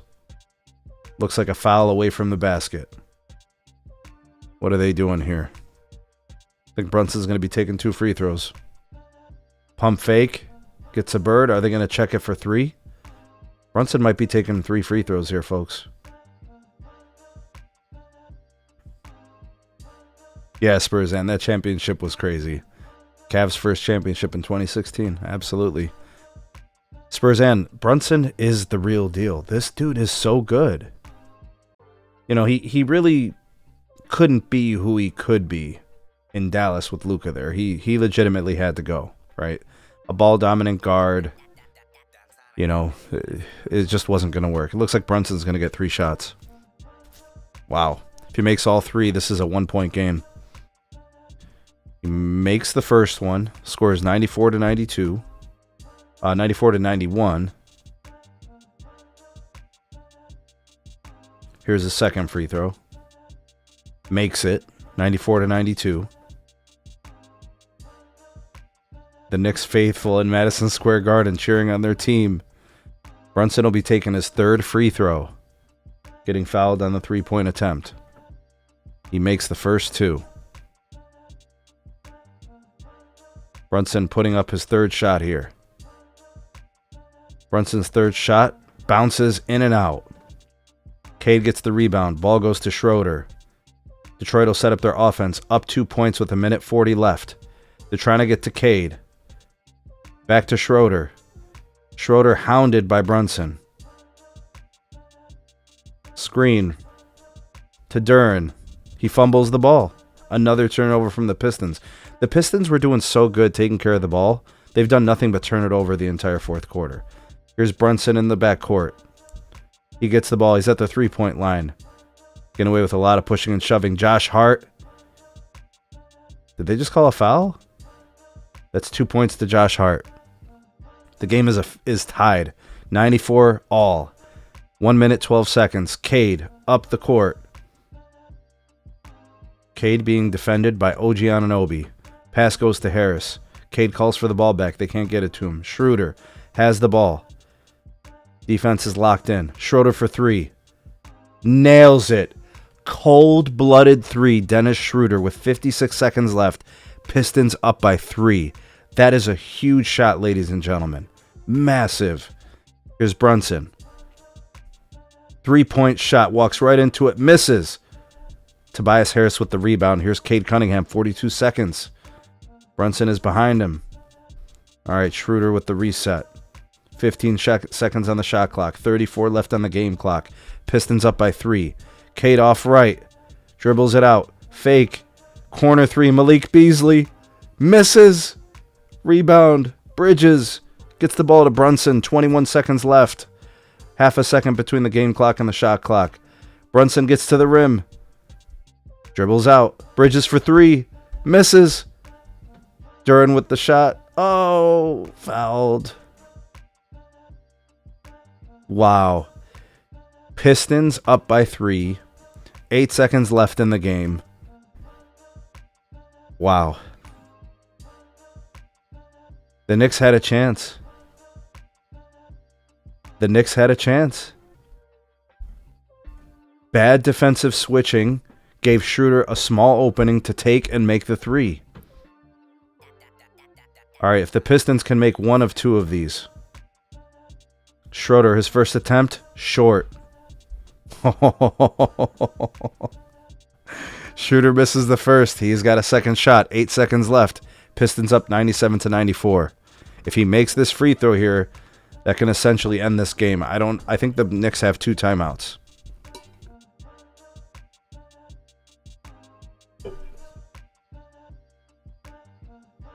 Folks, I am telling you, the Pistons are a problem. If they can eke out this win and go back to Detroit with the series tied 1-1, I think the Knicks are in trouble. All right, here's Schroeder. Up by 3. 8 seconds left. His second free throw is up. Nailed it. The Pistons go up by 4 points. 8.1 seconds left in the game. The Knicks call a timeout. Wow. I mean, the Knicks made a comeback. The Pistons didn't hit a field goal for 5 minutes. The Knicks went on a 12-2 run over a 4-minute stretch. And Mikal Bridges just couldn't make his threes. Brunson missed one. I think Bridges missed 2. They had their chance. They were in this game. Now there's 8 seconds left. If the Pistons somehow allow the Knicks to just kind of quickly get a 3 or something, and then if the Knicks can foul right away, and if the Pistons miss one or both of their free throws, this can get pretty interesting. So this game's not over. Spurs in. If you still have the game on, it's crazy. I got the link in the chat if you guys wanted to call in and talk hoops tonight. This is definitely a call-in show. Exciting night of basketball. Pistons 98, Knicks 94. 8 seconds left in the game.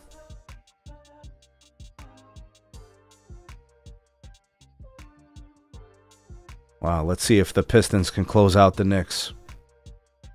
Looks like Bridges will be inbounding the ball. Jalen Brunson furthest away from the ball. The action's up top. Trying to free up Brunson. Josh Hart with the screen. Brunson free for the 3. Missed it. Duren with the rebound. He's fouled. 3.6 seconds remain on the clock. I think the Pistons are going to walk away with this win. Brunson had a very clean look. Came off the screen. Somehow Malik Beasley Schroeder got... Yep, it was a moving screen by Karl Anthony Towns. The Knicks got away with one there. And these refs very selectively when they want to call moving screens. I mean, Schroeder got nailed. That was terrible. Duren nails the first free throw. Pistons 99, Knicks 94. The Knicks do have a timeout. Yeah, I don't know. I don't think there's enough time. Wow. Jalen Duren nails both free throws. The score is 100-94. The Knicks call a timeout to talk about it. They're going to have to drop something quick, get the 3, somehow hope for a miracle to get a second 3. I don't even know how.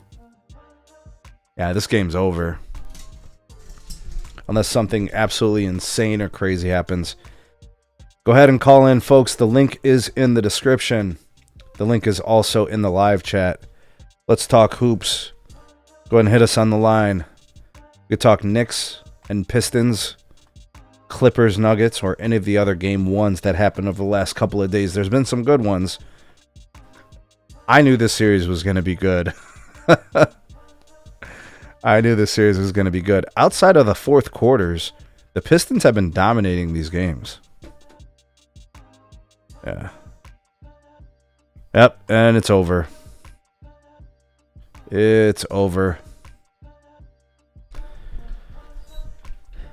The Detroit Pistons win 100-94. Game, set. That's a wrap. Pistons are going back to Detroit with the series tied 1-1. And like, it's not even an exaggeration. I mean, this series could be 2-0 Detroit. I know it sounds crazy, right? But seriously, it could be.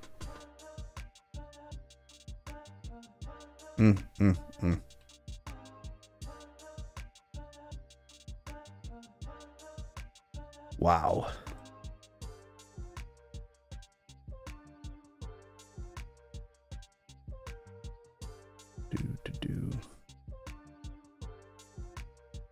There we go. All right, solid. All right, just had to fix that. Pistons going back to Detroit with a split series, people. Spurs and said, good win. I love underdogs. Absolutely. Ooh, looks like the Clippers and Nuggets have started. Let's get that game cast up. If you guys want to call in, the link is in the live chat. Let's check out the score. See if I can get the game cast. Clippers are up 2-0. All right, here's the box score. All right, we need the game cast. Where is the game cast? There it is. All right, Denver Nuggets are up 3-2. All right, got it.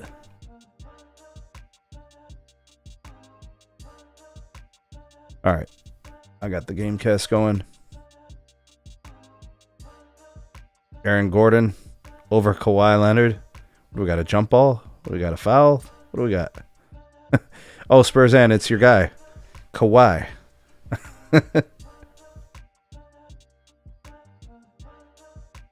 Man, Kawhi is a beast down low. He was not going to let Aaron Gordon get that layup.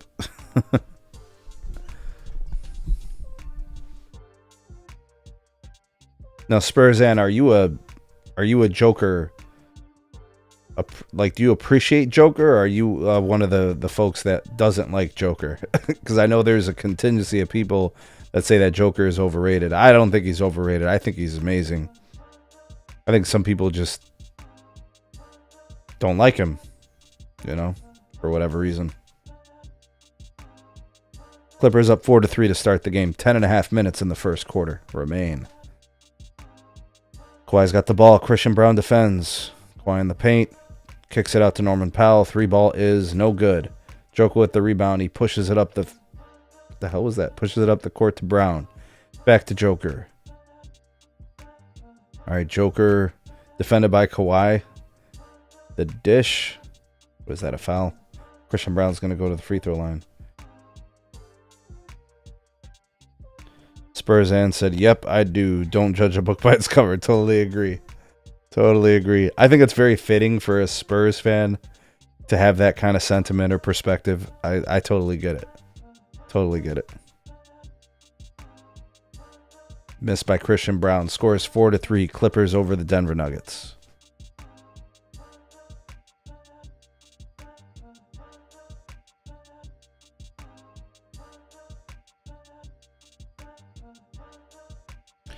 Tonight's show is a call-in show. If anybody wants to call in and talk hoops, we're talking Clippers Nuggets. We're talking Knicks Pistons. The Pistons and the Knicks just wrapped up game 2 of that series, and it was a good one. And the Pistons stole the game, and they could have had 2 games. They just kind of choked away game 1. The Knicks got problems. By the way, if the Knicks get bounced out of the playoffs by the Pistons, is Tom Thibodeau a dead man walking, like, when it comes to his job? Like, is he, like, most likely going to be fired the next day? Or is he going to be fired, like, the same day if the Knicks lose to the Pistons? Kawhi with the 3. Walks right into it. Bombs away from Kawhi Leonard. Spurs and said 99 problems. Yo. Joker out here killing the Clippers early. Jamal Murray.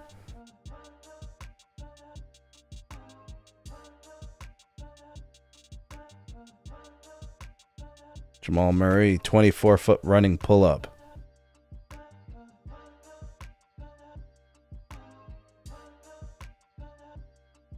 All right, the score is 8-7 Denver.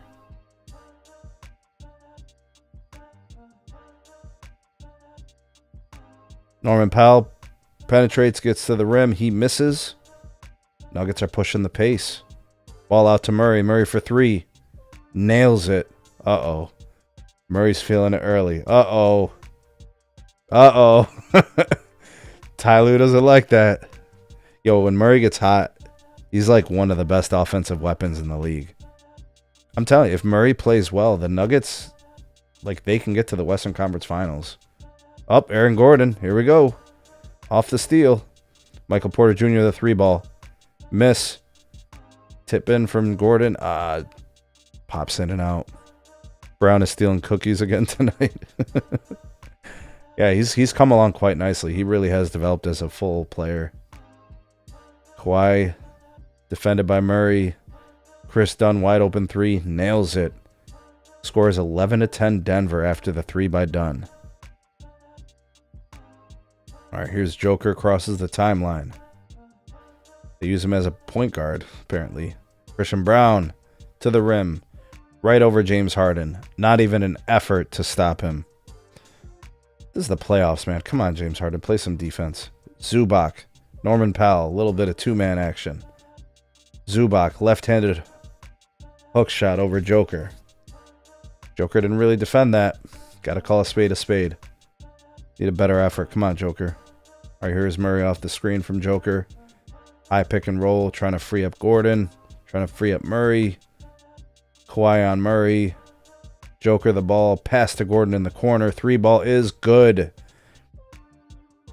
You know, that's another thing, Spurs and that I hear a lot of people say. You know, they say that some people say Joker has no help. I disagree. I think he has just fine help. I think his teammates are good basketball players. I don't believe in that he doesn't have enough help. Norman Powell with the three. Misses. I also don't think his help is elite. I think it's good. I don't like to overrate. I don't like to underrate. So, Norman Powell with the nice play. Gets the steal. Attacks Jamal Murray in the open court. Murray with the foul. What are they calling it? A jump ball? Murray with the defensive play. Uh-oh. You got Jamal Murray playing defense. My goodness. When Jamal Murray is playing defense, you got a chance to win the game. That is a beautiful play by Murray. Yeah, Powell was looking to get there for the easy layup. Murray's like, hell no. Spurs and says, that's a Bron problem, needing help. So I don't know if you caught this earlier this week, Spurs and, but Rich Paul was talking on the Pat McAfee show or something. I think it was the Pat McAfee show. And he was talking about how the Miami Heat weren't a big three. Basically shitting on Chris Bosh. And man, it was so disrespectful. It was so hard to sit there and watch and listen to Rich Paul disrespect Chris Bosh. Like, Rich Paul was like, you know, the Miami Heat weren't a big three. You know, they won because, you know, Chris Bosh was a professional. Like, why are you downgrading Chris Bosh to make LeBron look better? Like, how disrespectful is that? When it's all said and done, and LeBron's career is over, and we get to just evaluate the games, right? We evaluate his career. We evaluate his performances in the playoffs, his performances in the finals. You know, we look at his teammates, all the Hall of Fame teammates, the all-star teammates. And we look at everything that the GMs and his teams put around him. And we evaluate how good his career was. You're going to see that he had a lot of help. And very few players have ever played with that much Hall of Fame talent. Or that much all-star talent. And if LeBron won, it's because LeBron was good enough. If LeBron lost, it's because LeBron wasn't good enough. See, that's the thing about the NBA Finals and the playoffs. The truth always comes to light. Who you are and what you are always shows. You can't hide under the biggest lights. You know, I couldn't believe it, man. That Rich Paul interview was so disrespectful. Like Chris Bosh made 11 consecutive All-Star teams. In an era where you had guys like KG and Blake Griffin and all these great big men in the league. Like Shaq was still in the NBA. You know, Andrew Bynum, Marc Gasol, Pau Gasol. Like you had all these solid big men. Like legitimate big men era. And Chris Bosh was making the All-Star team every single year. 11 consecutive. Spurzan, did you know that only 30 or 35 players have ever made 11 consecutive All-Star teams? In the history of the league. There's like 30 guys. That's who Chris Bosh was. He averaged a block and a steal for his career. He averaged over 20 for his career. He finished like 7th in MVP voting like the year before he went to Miami. 7th. He made an All-NBA team that year, I think. You know, he was an All-Star every year in Miami. Like I really don't understand why LeBron, Rich Paul, all these guys in that camp have to shit on all these players who did amazing things alongside LeBron to help him win championships. Like, nobody talks about the Rockets without Robert Horry. Nobody talks about the Spurs without Robert Horry. Nobody talks about the Spurs without Ginobili. Everybody who's on those teams contributed to winning. Like, we get it. It's a team sport. We get it. And we know how important the star is. But we're just going to downplay the supporting guys like they didn't matter. Like Chris Bosh was just a guy. Are you serious? Just a guy? He retired an All-Star. So when LeBron left and went back to Cleveland, and Dwayne Wade was like, whatever, those 2 years after they lost the finals in 2014, Chris Bosh was in Miami making All-Star teams. Can't make this shit up. But they want to tell you that Chris Bosh didn't make it a big three. How disrespectful. How disingenuous. They want to pretend like Mo Williams didn't shoot 42% from three back in 2008 and 2009. Or Boobie Gibson didn't shoot 43% from three. Or Anthony Parker didn't. Or Delonte West didn't. They want to talk about Big Z in 2007 in the finals wasn't holding his own weight, giving Tim Duncan problems. Meanwhile, LeBron was stinking it up, turning the ball over and couldn't hit any shots. But they want to say he didn't have help. But they don't want to talk about 2011 when Dwayne Wade was telling LeBron, what the hell are you doing? Get in the game. But you want to say that Chris Bosh, it wasn't a big three? Well, in 2011, it wasn't a big three because LeBron was choking. So sure, in 2011, it wasn't a big three. Absolutely.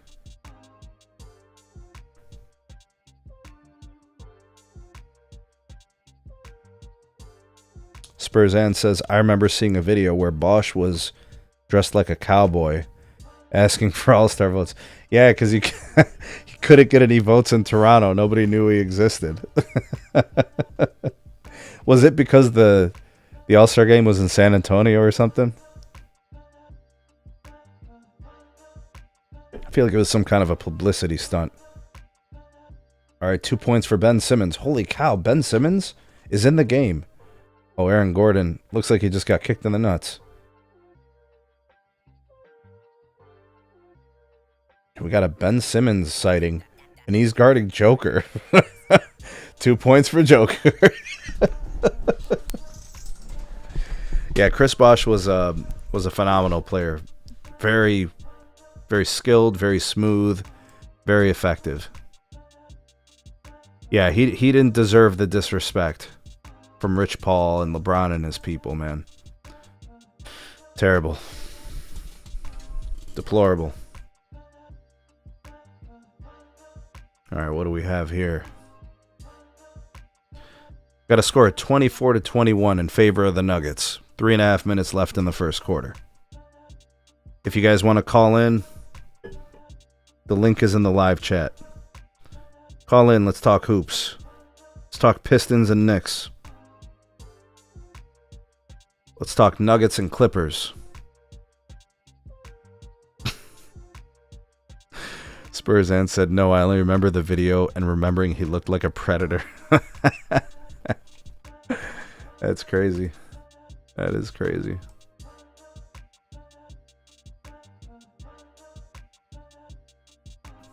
Wow, Joker complaining to the refs. Come on, Joker. Man, that's got to be like my least favorite thing in the NBA. Our players just complaining to the refs. It's getting annoying, actually. All right, Gordon gets it out to Joker for 2. 24-21. Looks like we got a Clippers timeout.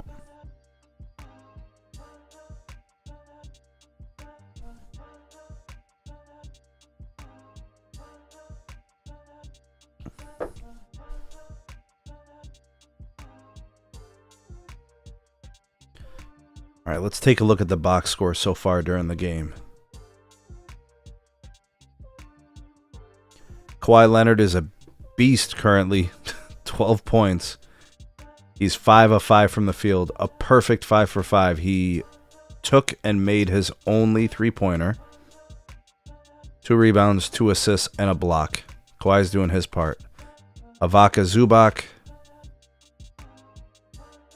Is it Avika Zubac? 4 points.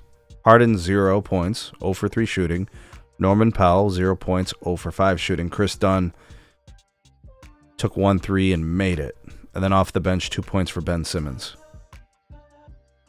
Come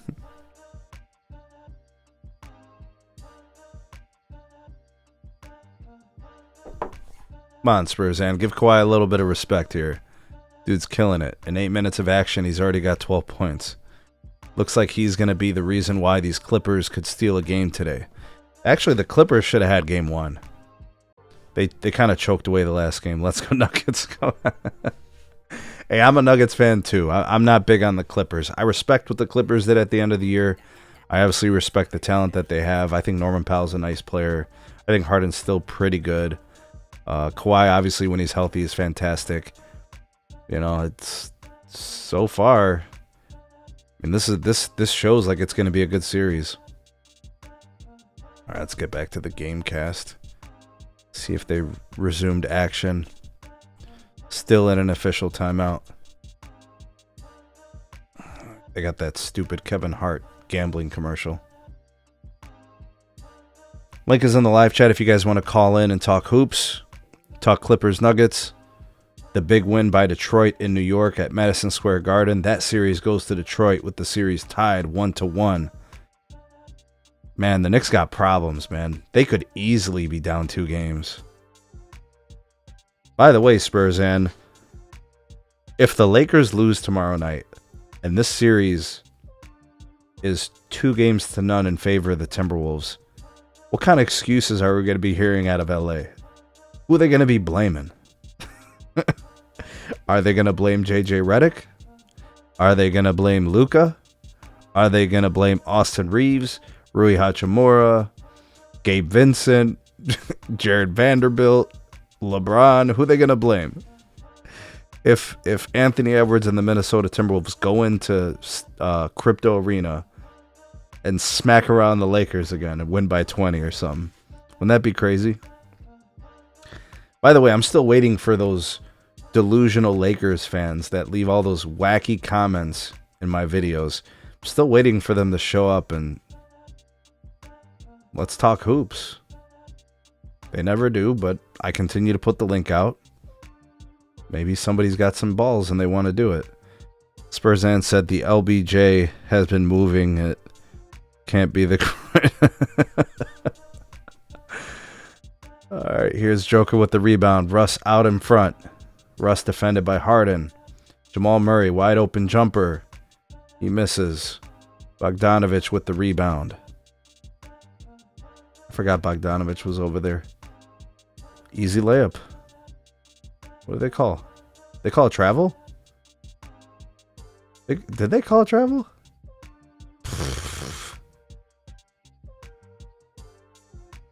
Ooh, they called a foul. Man, he just like nailed Murray with an elbow to the face. Harden with the steal. Nope. Goes right to Russell Westbrook for the layup. All right, Nuggets are up 26-21. Here's Ben Simmons. Double dribbled. Got away with it. Bogdanovich, 3. Air ball. The hell? Ooh, nice play from Nicholas Batum to break it up. He just saved 2 points. I think that Peyton dude. What's his name? Peyton Watson. Yeah, he had an easy bucket there. Yeah, Spurs, and I don't think it's the groin either. I mean, he took 2 weeks off for the groin, so you know, it just seems like he kind of tweaked it or whatever the day that it happened, and they just, to be on the safe side, said let's give him a couple weeks off since he's 40. You know what I mean? Don't want to take any chances. Jamal Murray to the bench, having a pretty good game so far. Russ comes in, instantly 2 rebounds and 2 points. Westbrook is something else, very athletic. I mean, obviously he's athletic, Spurzan, but it's the motor. Like, you know, he's pedal to the metal. You know, the dude just has a drive. You know, it's like hyperdrive whenever he's in the game. Zubac with the bucket. Looks like the defense maybe over-rotated there. All right, here's Joker at the three-point line. He's in the post against Zubac. Kicks it out to Westbrook. Westbrook and Joker in the pick and roll. Joker finds Brown. Brown kicks it to Westbrook. Westbrook on the drive, turns it over. Here's Bogdanovich in the open court. Kicks it out to Harden. Harden assesses the floor. Ooh, nice. Ooh, almost got it. Who is that? Bogdanovich in the corner. Miss. Peyton Watson gets the rebound. Him and Brown in the open court. Peyton Watson finishes in the open court. 2 points. Here's Nick Batum on the other end. The Nuggets are up by 9. Looks like they're going to have to bring Kawhi in pretty soon. Oh, Harden just turns it over for no reason. Just dribbles it off his foot. Oh, and the Nuggets just got a 3. Jalen Pinkett, 24-footer. Uh-oh. Oh, man, the Nuggets are up 9 just like that. I'm pretty sure that I think Kawhi has been on the bench for like 2 minutes. Ooh. The motor is purring. Nice one. Spurzan says, great, yay. Yeah, absolutely. Nuggets are looking good. At least offensively, they're looking good. They were having a hard time dealing with Kawhi Leonard. Yep.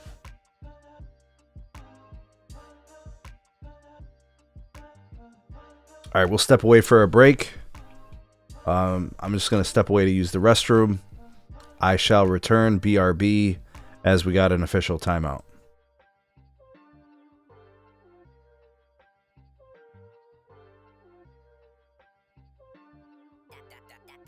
Downtown, I got that heat, let's go.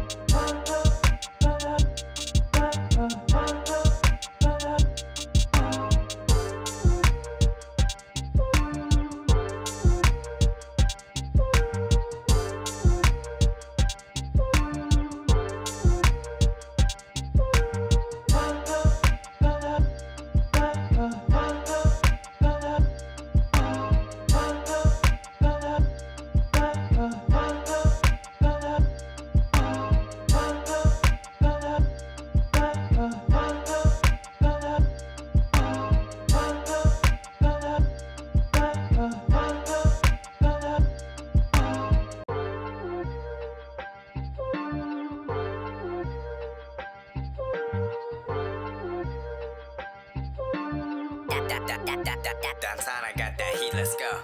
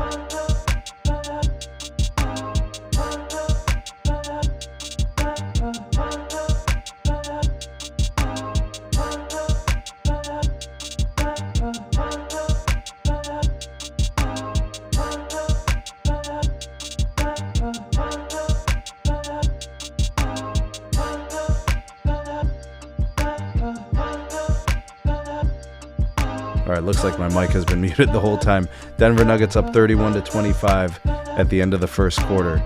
Aaron Gordon, 3 points in 9 minutes of action. Michael Porter Jr., 6 points. Nikola Jokic, 5 points. Also throwing in 2 steals, 3 assists, and 2 rebounds. Jamal Murray, 7 points. Christian Brown rounding out the starters with 3 points. And then off the bench, Peyton Watson, 3. Russell Westbrook, 2 points. Jalen Pinkett with 2 points there at the end of the quarter. And then for the Clippers, 12 points from Kawhi, Ivica Zubac, 6 points. James Harden with 2 points, 1 of 5 shooting. He played the entire quarter. That's tough. That's tough. Come on, James Harden, you got to do better than that. Norman Powell, 0 for 5 shooting, 0 for 2 from 3. He's got a nothing burger. And then Chris Dunn, 3 points with Ben Simmons with 2 points. A Ben Simmons sighting, ladies and gentlemen. All right, can I get this thing working? Let's see. Will this? I don't even know if the link is working. I gotta try this actually.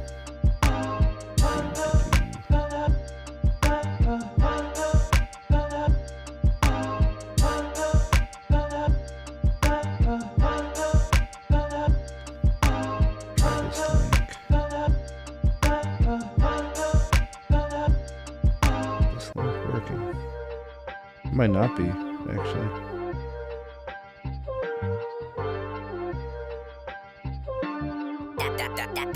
Downtown, I got that heat, let's go. Hyperlink. Weird. Okay. Maybe that's why I haven't been able to get a call to work. Let's see here. Let's try it like this. What if I take this? Copy link.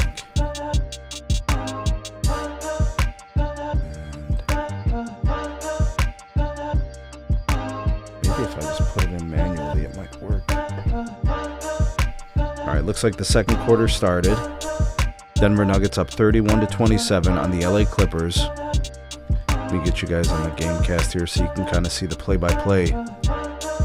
Kawhi with the turnover.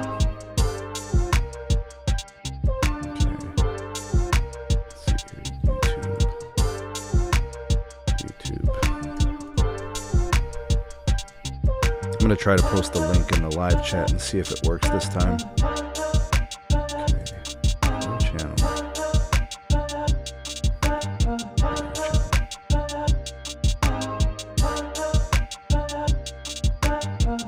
Right, there we go. Alright, now I need you to show me the live chat.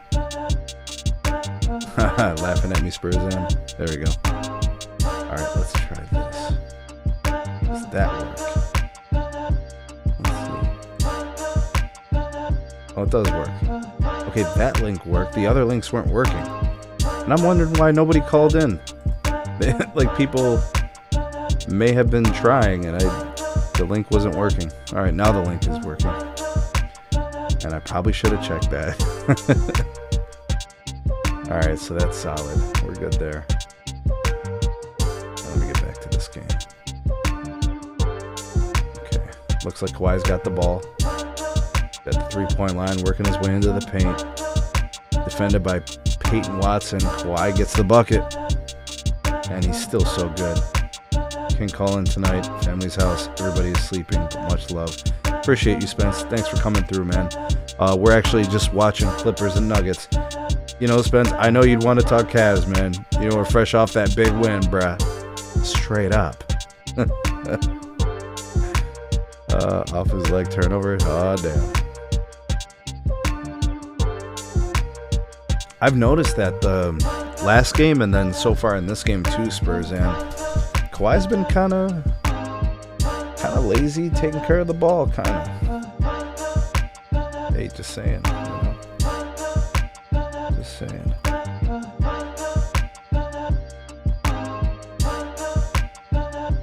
All right, Nuggets got the ball. Murray crossed the timeline. Play broken up by Nicholas Batum. Nice finish there. Is that an and one? Ooh, Clippers making a little run, guys. Score is tied. Derek Jones Jr. with the aggressive finish. Looks like got away with a double dribble or something. 31-31. We got a timeout by the Nuggets. So I want you guys to notice something. The score was 31-25 to start the quarter. Joker goes down, sits down to take a break, and the lead's gone. So why is Joker's defense so bad when he takes a seat and all of a sudden the lead's gone? You know. Spurzan said, "I don't want to beat a dead horse, but I was watching clips and noticed KL was kind of flat foot, but thought it was me." No, I think I think he's been kind of lazy with the ball. He's still an effective player, but like random moments where you're like, why did that happen? Like elite players don't do shit like that. You know what I mean? So yeah, I'm kind of with you. I've noticed some stuff here. Yep, welcome to the Nuggets. Yo, the Nuggets starting five is really good. And I like Peyton Watson. I think he's a decent player. But like that bench is just not good. The starting five for the Nuggets is good. Russ has his moments, you know what I mean? He's kind of wacky and unpredictable, and you never know what you're going to get out of him. You might get like an MVP hero performance, or you might get the scapegoat performance. You know, he's very much so up and down. But like the supporting players from the bench for the Nuggets, they're just not it. Yeah, not it. Not the move. We're on official timeout. Game is tied, 31-31. 9:46 in the second quarter. Spurzan said 2012-2015 was great defensively for Leonard. 2012, was he a rookie? 2012 Kawhi Leonard. Was he drafted in 11 or something?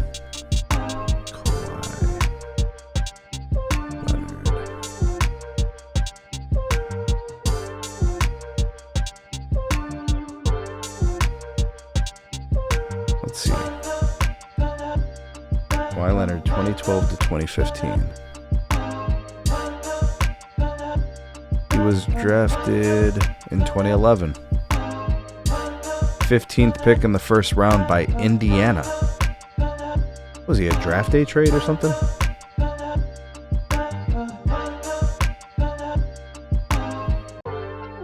Let's see. I got his seasons, stats. Alright, here's his seasons. Okay, so his rookie year was 2011-2012. So you're basically saying from like his end of his rookie year, beginning of his second year, and then up until 2015, So that would have been what, his like third last season with the Spurs. He played 72 games in that season, and then 74 in the following season. Defensively, he was averaging about a block a game. He was averaging about 2 steals a game. Yeah. He's really starting to come into his own offensively. And in Toronto, he averaged 27 a game. In his first year with the Clippers, 27 a game. But you can kind of see that he's starting to slow down. So in 2018-19 in Toronto, he averaged 27 a game. And then in 19-20 in LA, he averaged 27 a game. Then in 2020-2021, he averaged 24.8, then 23.8, 23.7. And this year, 21.5. His scoring output's starting to fade a little bit. His free throw percentage is dipping. His rebounds are kind of... His blocks are much lesser. Yeah, he's starting to slow down. His foundation is all Spurs. Yeah, I mean, those were championship caliber years, right? I'm telling you, man, if it wasn't for frickin' Zaza Pachulia, the Spurs have another ring, and the Warriors don't. You know what I mean? That was the year the Warriors won it. 2015, was it? Yeah. All right, here's Jamal Murray and the Denver Nuggets. What's happening with these guys? Murray met at the rim, gets blocked, or was that MPJ? All right, here's Bogdanovich in the open floor. Fadeaway over Murray is no good. DeAndre Jordan is in the game. Holy cow. DeAndre Jordan. Murray for 3, nails it.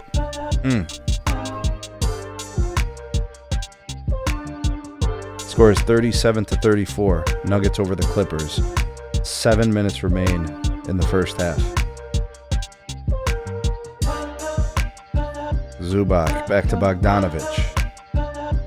Bogdanovich to Batum. Batum for 3. Nailed it. Ooh. Ooh-wee. 26-footer for Batum.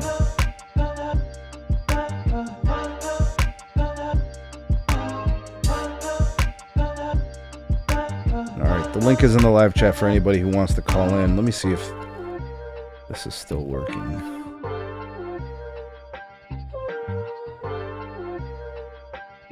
For anybody that wants to call in, Spencer was saying, put Ty Jerome on the Nuggets, and I think they make a finals run. Damn. Oh. Damn. Clippers sneaking up. I see that. 37-34 Clippers. Down by 2. 37-35. Let me jump back into this game.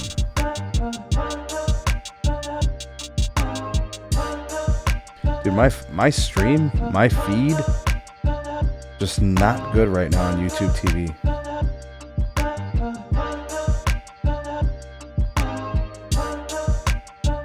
Zubac at the paint, brick. Throws the ball up against the backboard but gets the foul call. He's going to take 2 free throws. Kawhi's got 14 points. Zubac has 9. Yo, Zubac is giving Joker the business. So far in this game, Zubac has been very assertive. 9 points, 6 rebounds. 10 points, 6 rebounds as he makes his first free throw and makes his second free throw.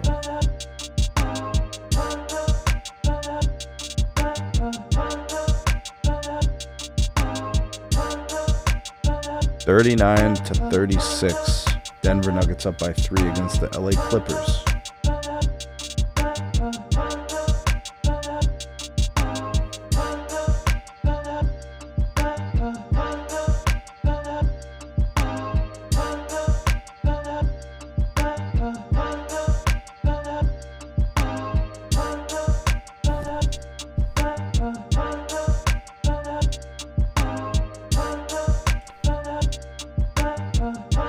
Background music is on. And I thought I turned that thing down. My bad, Spurzan. Should be very, very low now. You should barely hear it. I don't even know how I left it on. My bad. Let me know if it's better now. All right, Murray. Got Chris Dunn on him. High screen and roll with Joker. Murray in the paint. Fade away. Nope, it's a pass. Joker. And it's a miss. What they call a foul there. Thanks, Brizan. Appreciate you. I literally have like 7 things on my screen right now. It's crazy. All right, there we go. What the hell did I just do?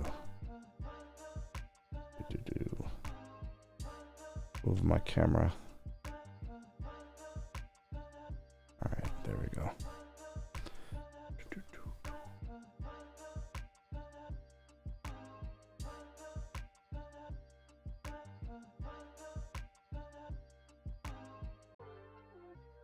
All right, the score is 42-36. Denver Nuggets over the Clippers. Looks like my camera's out of focus.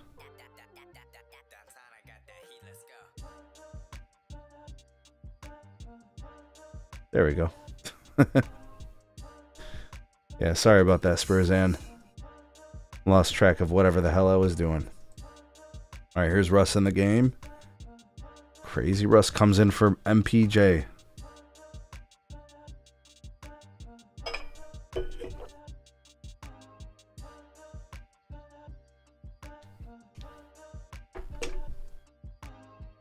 Murray for 3. Miss. Christian Brown gets the rebound. Joker at the top. Gets the pass out to Russell Westbrook. Corner 3 over James Harden is good. Dude, Russell Westbrook's been playing good this series. He's screaming at the half-court line. Yo, Westbrook is crazy, man. That dude is on one. My goodness. Westbrook is something else. All right, here's Powell. The dish to Zubac. Zubac with the turnover. Russ the other way. He attacks the rim. Dishes to Gordon. Back to Russ. Russ with the jumper. And he misses. Spurzan is asking, in your opinion, do you think LBJ made Ty Lue in Cleveland? So here's what I'll say to that, Spurzan. What I would say is Ty Lue was definitely there because of LeBron. And then Ty Lue won a championship because of LeBron, right? But then Ty Lue left Cleveland and went to LA. Likely got the job in LA because he won a championship in Cleveland. But if you think about it, Ty Lue has kept his job in LA through all the things that have been going on. Think about what happened in with the Clippers the last few years. James Harden, Russell Westbrook, Paul George, Kawhi Leonard, all the injuries, all the movement, all the roster moves, things that didn't work out, moving guys around, bad contracts, blah, blah, all this stuff. And Ty Lue is still there. So in my opinion, you might say, well, Ty Lue only got his shot because of LeBron. But he's been holding his own as his own man without LeBron. So in my opinion, my humble opinion, I don't think LeBron made Ty Lue. I think Ty Lue made Ty Lue. I wouldn't doubt that Ty Lue stays up till like 3-4 in the morning studying film, analyzing all of his players, looking at all these different combinations, his rotations, fine-tuning, trying to fix, tinker, adjust. And I think he's like a good coach. I think he actually coaches his players. And I think he's overachieved in some ways. Like if somebody told you that you were going to get half of the possible games out of Paul George and 1/3 of the games out of Kawhi Leonard, and you somehow made the playoffs every year in the West, like that deserves some credit and some props.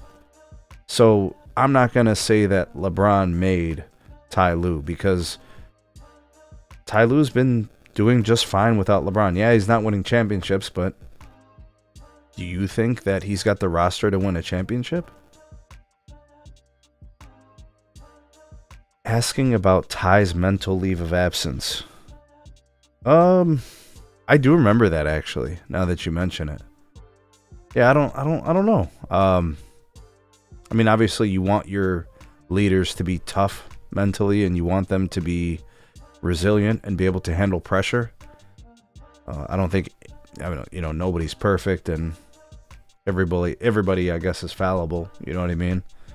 But yeah, I think Ty Lue's an excellent coach. When I look around the league, Spurzan, how many good coaches are there? Like the old guard is gone. So now we got all these new coaches and they try to bring in these old players, guys that used to play, that may or may not actually know how to coach, may or may not actually truly understand how to win. They just want you to have the credibility of you used to be a player. Yeah, oh, this person never played before. He couldn't possibly coach us, that sort of thing. And then there's the other side of it, like they just want to bring players, but there's no proof that just because you're a player, you're going to be a good coach. LeBron looks like a lot to handle. I was asking about, he could have coached in the Lakers. But I think Ty Lue knew that, right? He knew what it was going to be if he was the coach in LA.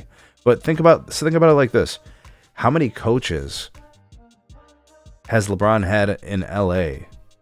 Meanwhile, Ty Lue has been the coach for the Clippers the whole time. So Frank Vogel, was Luke Walton a coach for the Lakers the first year LeBron was there? I gotta check this. Let's check this out. Lakers coaches. Let's see here. List of Los Angeles Lakers coaches. All right, let's see. Okay, so from 2016 to 2019, Luke Walton. So I think LeBron, this first year, I think Luke Walton was the coach. Then they move on from Luke Walton, and they go to Frank Vogel. He was the coach for 3 years. So that's 1, Luke Walton, 2, Frank Vogel, 3, Darvin Ham, 4, J.J. Redick, right? So that's 4 coaches since LeBron's been in L.A. Right, 4. And meanwhile, Ty Lue has been the coach for the Clippers, the only coach for the Clippers during that duration. So I don't know about, if LeBron made Ty Lue, you know what I mean? I think Ty Lue stands on his own. I think he's a good coach. I think he's one of the better coaches in the league. Yeah, San Antonio one coach. It's been Pop since what, the late 90s? Greg Popovich.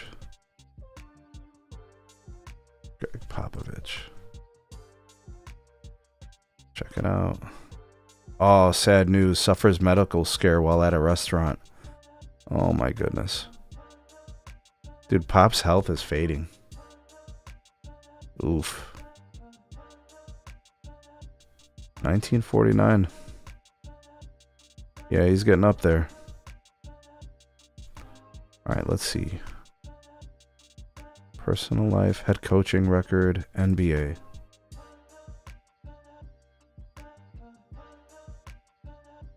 Greg Popovich has been the coach of the San Antonio Spurs since 1996-1997. They missed the playoffs his first year. Then they got to the semifinals when they lost the following year. Then they won a championship in his third season. 4th, 5th, 6th, 7th. They won another championship in his 7th, another championship in his 9th, and another championship in his 11th. 12, 13, 14, 15, 16, 17. And then in his 18th, he won another ring. Hasn't been much winning in a while. Last time they were in the playoffs was 2018-2019. They actually had a really good year. They finished that year 48-34. Lost in the first round, though. Yeah. That was the Kawhi year.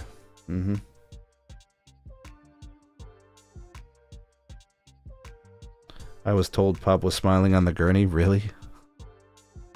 I don't know if that's a good or a bad thing. All right, back to the game.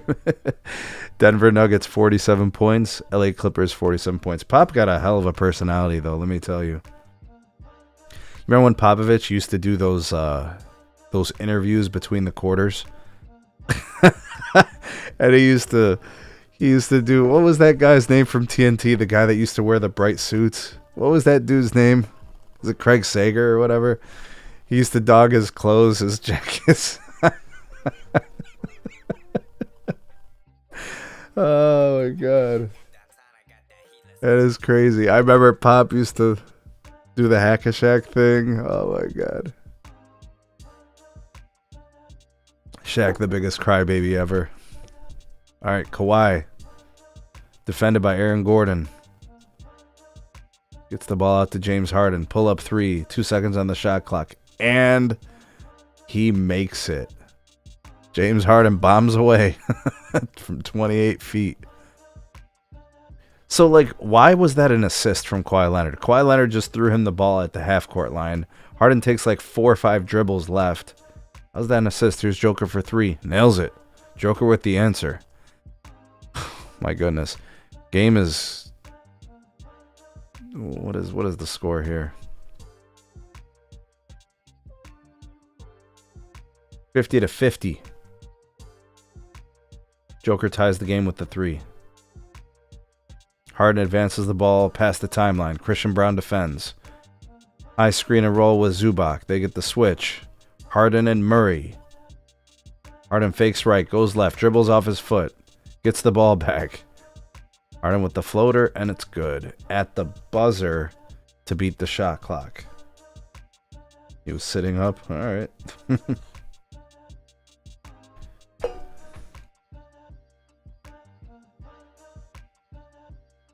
Score is 55-52. Clippers up by 3.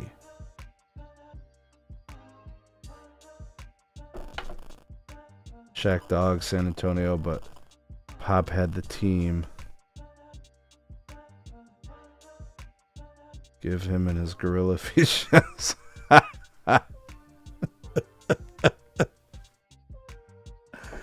Yo, Spurs, that's cold-blooded. How you gonna be dogging Shaq? Oh yeah, wow. I didn't know that about the high school. Wow, that's cool. I think a lot of people got a lot of respect for Popovich. He's gonna go down a legend of the game. You know, even if he never coaches another game again.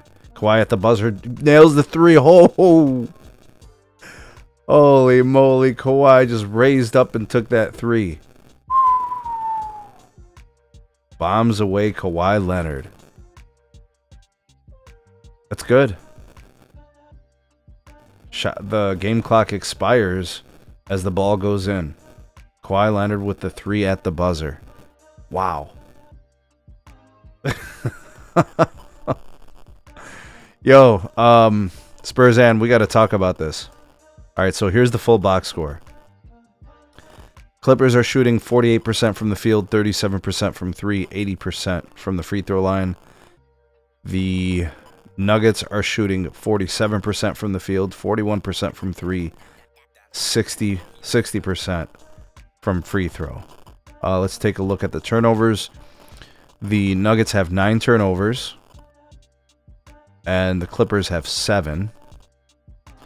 Kawhi Leonard leading the way for the Clips, 21 points, 2 rebounds, 2 assists, and a block. Zubac with 10 points, 8 rebounds. Harden with 10 points, 5 assists, and a rebound. 3 turnovers for Harden. Got to clean it up a little bit. Norman Powell only 4 points. So basically, Kawhi's carrying. So he carried in game 1. He's carrying in game 2.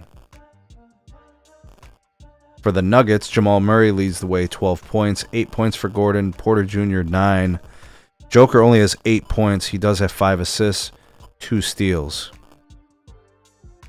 4 rebounds. Joker is probably going to end up with a triple-double. That's like basically customary at this point. You know, he just seems like he averages 10 rebounds and 10 assists a game. Off the bench, 7 points for Russell Westbrook. Russ has been good. Russ has been good so far in these first 2 games of the series. Is it a contract year for Leonard? Yo, that is a good-ass question, Spurzan. That is a good-ass question. Let's see here. Kawhi Leonard. Contract. That is a good question. Let's see here. Kawhi Leonard's current contract is a 3-year, $152 million extension with the Clippers, which extends through the 26-27 season. Deal was signed in January of 2024 and doesn't include a player option. Okay, so at the time of it being signed in 2024, that made his deal 3 years, fully guaranteed, $152 million, no player option. Kawhi makes $51 million a year. Damn. This shit is crazy. No, so the answer is Spurzan, no, it is not a contract year for Kawhi Leonard. It is not. It is, he's in the middle of a 3-year deal, I guess, if you want to look at it like that. Seriously, he's being efficient. I hear you. I hear you. Maybe because there's nobody else there to really carry. You know, maybe he realizes that James Harden really isn't that guy in the playoffs. You know, he's really not.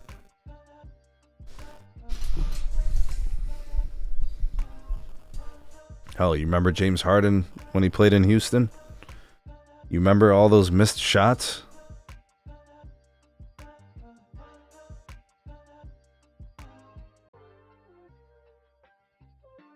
Harden always flakes. Yeah, it's true.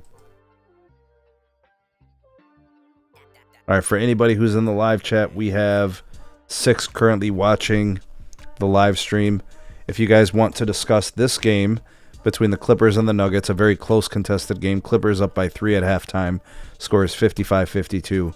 Maybe you want to talk this game. Maybe you want to talk about Pistons and Knicks from earlier in this evening. Or maybe you want to talk about some of the other games that you've seen, the game ones, either yesterday or the day before. Maybe you want to talk Lakers Timberwolves. Maybe you want to talk Warriors and Rockets. That's a really interesting playoff series. Manu blocking Harden from behind.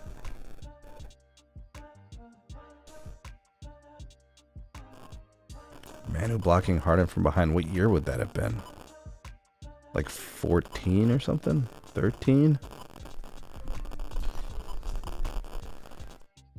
Man, those are some good years for the Spurs. They lost the finals in 2013, right? And then they won the finals in 2014, if I remember correctly. They beat the Heat in 13, and then they lost to the Heat in 13, and then beat the Heat in 14.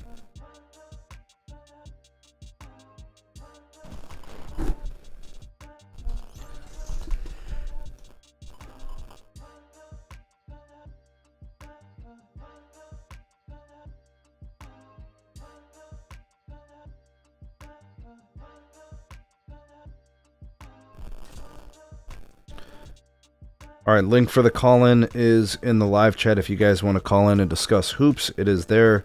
You'll see it's a link. It'll take you to a Google Meet, and then we'll get that call-in. We could talk hoops. Oh, we lost that on our own, and then revenge the year after. Yeah, it was like Destiny, wasn't it? And yeah, and then that loss to when the Heat lost to the Spurs in 14.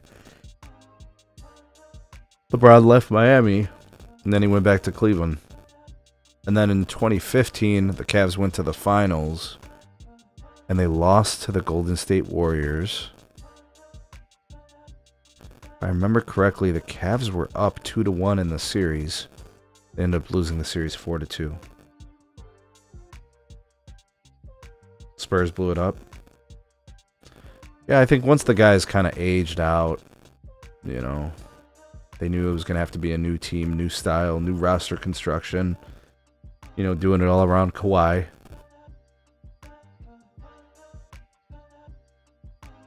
And then, of course, they sent Kawhi to Toronto. It's crazy. He wasn't your favorite. You speaking about LeBron? So I was a really big fan of LeBron his first stint in Cleveland. I don't think a lot of people realize, like, when LeBron first came in the league, like, everybody was rooting for LeBron. Everybody wanted to see him become the next great NBA player. By 2007, LeBron had just got out of the NBA Finals, and everybody was kind of in agreement. This guy was up.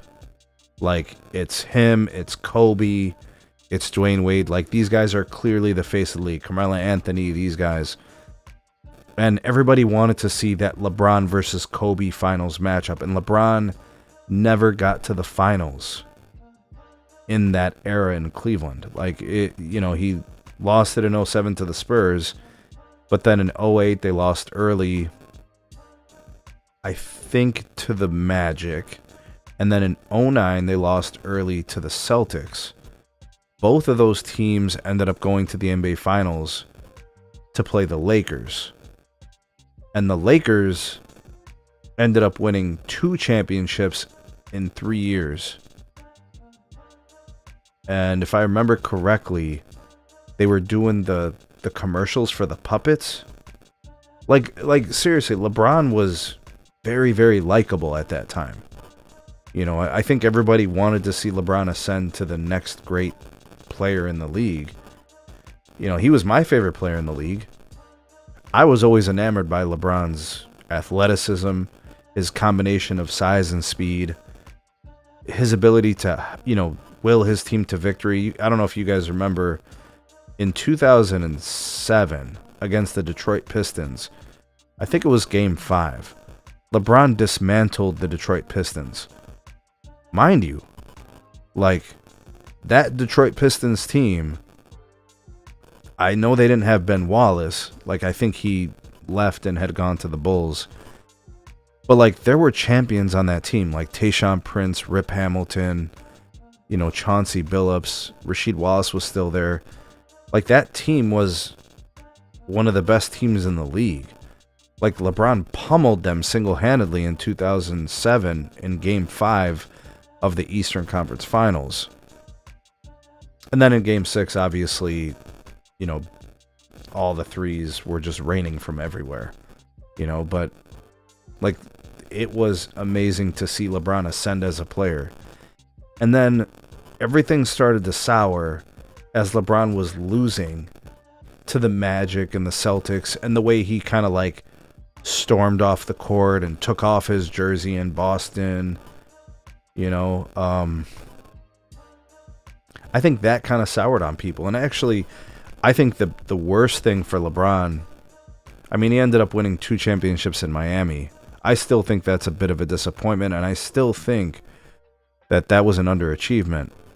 But I think the way that LeBron did that whole thing, and I think the fact that he went to Miami to play with Dwayne Wade, who is an MVP caliber player, and Chris Bosh, who was one of the best big men in the league. The way that they did that, building that team, like, it really turned off a lot of people. And a lot of people view it as kind of him cheating the game, right? Kind of jumping the line and not doing things the right way. Like, I'll tell you what, Spurzan, I really resented the NBA from 2011 to 2014. Like, as someone who loved the league, I loved the NBA. Like, basketball was like my fave. I completely tuned it out. Like, I didn't even care. When LeBron left Cleveland and went to Miami, number one, he left my team, so now my team's less competitive. Number two, they created a super team, which basically made that Miami Heat team unbeatable to anybody in the Eastern Conference. I'm just thinking to myself, you just took the best 3 players in the Eastern Conference and put them on the same team. How the hell is that good? People don't view it that way, but it's true. So, like, I wasn't excited to watch the Miami Heat. I wasn't excited to see the big 3. That didn't give me any jollies. I mean, it's like the opposite. Like, so Spurzan, I play hoops. I used to go to any park and play hoops. I used to play hoops with my friends at the rec center. I used to play in leagues. I played for school. I did all that stuff. Like, I'm a hooper through and through. I love the game. And sometimes you'd be at these like parks and in these gyms and local rec centers and fitness centers, and you see guys kind of building their little team together and stuff like that, and they want to run it together and they're trying to like make their little team. That shit pissed me off too. You know, just shoot for teams. You know, if you got 10 players, first 5 play. You know, like it's there's a certain mentality, there's certain ethics, there's a certain code. You know, to the right way to do this and play the game. I don't know. A lot of that stuff gets under my skin. And I'd never seen that before in the NBA. I never saw a player like controlling and manipulating rosters like that. I mean, I know Magic did some of that in the 80s with the coaches. You know, my dad tells me about that stuff because I was so young. Like, I knew who Magic Johnson was, but I wasn't paying attention to like his issues with the coach or whatever, you know. But like, just the extreme intervention and the extreme control and manipulation, it just turned me off, man. That, like, when we look back and say, you know, what have the last 20 years in the NBA been? Like, there's been some dark years. There's been some really crappy years. I mean, we've seen some good years too. Not all of them have been bad, but some years have been awful. You know, and I don't like the way the All-Star game is going. I don't like the way the All-Star weekend is going. You know, I don't like the player mentality like Joel Embiid and Paul George. You know, and the media manipulation like with LeBron and those guys. Like, some of this shit is terrible. This is why I love the young players. Like, I don't like the fact that Ant's mouth is always running, but like, as a player, he's a dog. You know, I like this up-and-coming generation of players to develop and build their own identities. You know, with toughness and with grit. I want them to have their own imprint on the game, not relying on something else and the predecessors. I want them to build their own legacy. I feel like Kobe did that. I feel like Kobe built his own legacy. Like, everybody compares him to Jordan, but he really built his own legacy and he developed his own mentality and his own identity. You know, he came up in a tough era where it was hard to win. He had to beat the Spurs, which had Hall of Famers. He had to beat the Celtics, which had Hall of Famers. He had to win without Shaq in order to prove his worth, and he did. You know, Shaq won 1 without him, and Kobe won 2 without Shaq. You know, it was always those, had to prove. Kobe wasn't afraid to prove. That's so important to discuss. Like, God bless the dead, and may he rest in peace. You know, Kobe's mentality.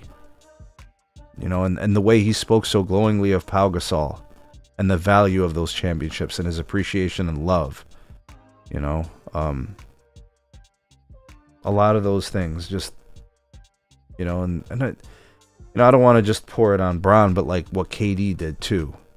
You know, he felt compelled to do that because maybe LeBron did it. I don't know. You know, him going to the Golden State Warriors, who bounced him out of the playoffs and sent him home early after choking away the 3-1 lead and all those things.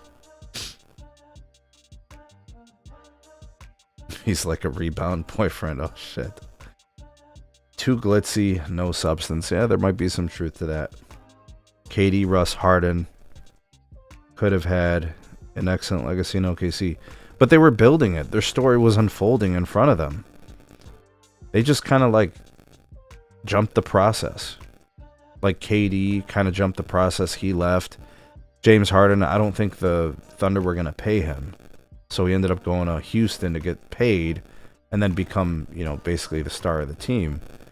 And like for a while, everybody was saying that James Harden was the best offensive player they'd ever seen. Right? When they were running that whole thing in Houston with Mike D'Antoni. So, all right, looks like the game has continued and resumed. Score is 55-54 in favor of the Clippers. 11:27 in the third.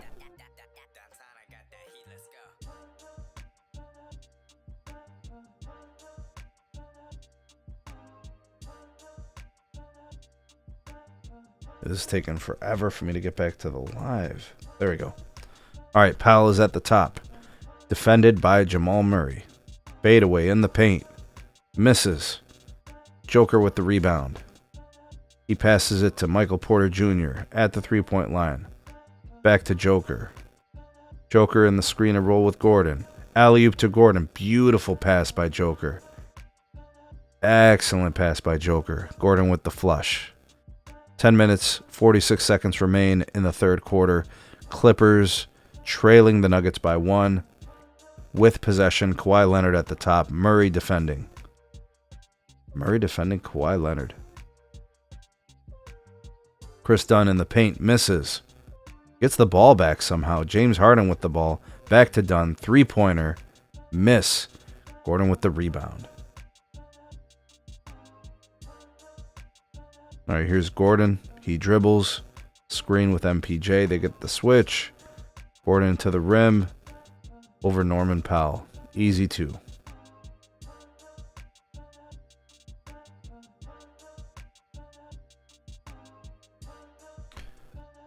Looks like Gordon's in double digits now. He's got 12 points. Very nice. 57-56 in favor of the Clips.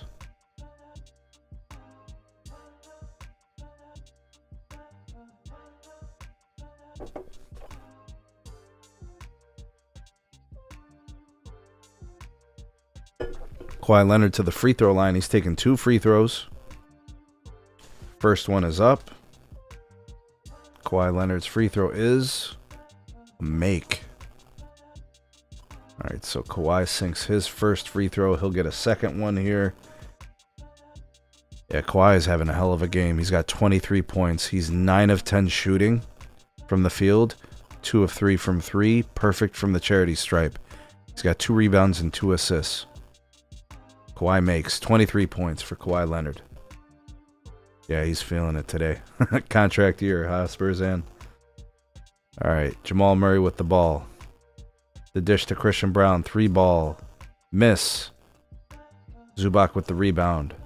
Goes out to Powell. Powell to Dunn. Back to Powell. Powell penetrates. Cuts back. He's in the paint. Dish to Harden. Harden defended by Brown. Harden in the paint. Floater is good. All right, so the score is 59-58 in favor of the Clippers. James Harden now has 12 points on the night. Jamal Murray, screen and roll with Joker. Fadeaway. Murray, good. All right, let's check out Jamal Murray's stat line. Jamal Murray, 14 points, 6 of 9 shooting, 2 of 3 from the three-point, 3 assists, 1 block. Pretty good game for Jamal Murray. Zubac in the paint. Left-hand hook. Misses. Joker gets the rebound. He's pushing. Crosses the timeline. Goes to Gordon. Gordon to MPJ. MPJ run off the line. Pass to Gordon. In the corner. Joker slashes. Yep, and he's going to take free throws. Fouls on Zubac. All right, so Zubac has, I think, 1 foul so far. Staying out of foul trouble. That's important. Nobody else really has a chance to defend Joker. And I don't know what type of depth they have behind Zubac on the bench. But, yeah, Zubac, he's been really, really good tonight. He's got 10 points, 9 rebounds, and a steal.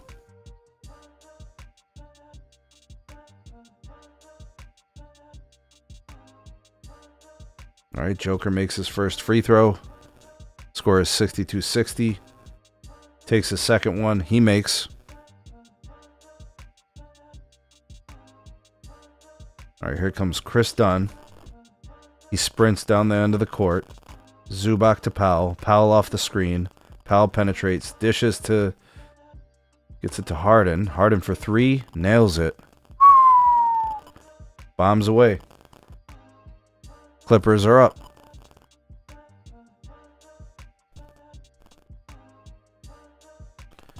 Clippers lead the Nuggets.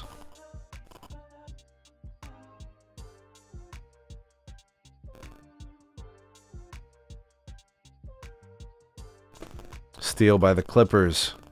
Kawhi Leonard. Dishes to Harden. Harden for three. He misses. Michael Porter Jr. with the rebound. Out to Gordon. Gordon crosses the timeline. Pass to Christian Brown. Brown's in the corner. Brown for three over Zubac. Nails it. Dang.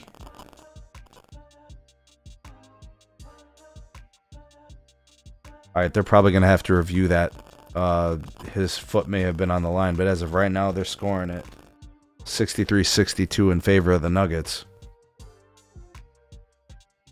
Oh, there's a bucket for the Clippers. All right, so 64-63.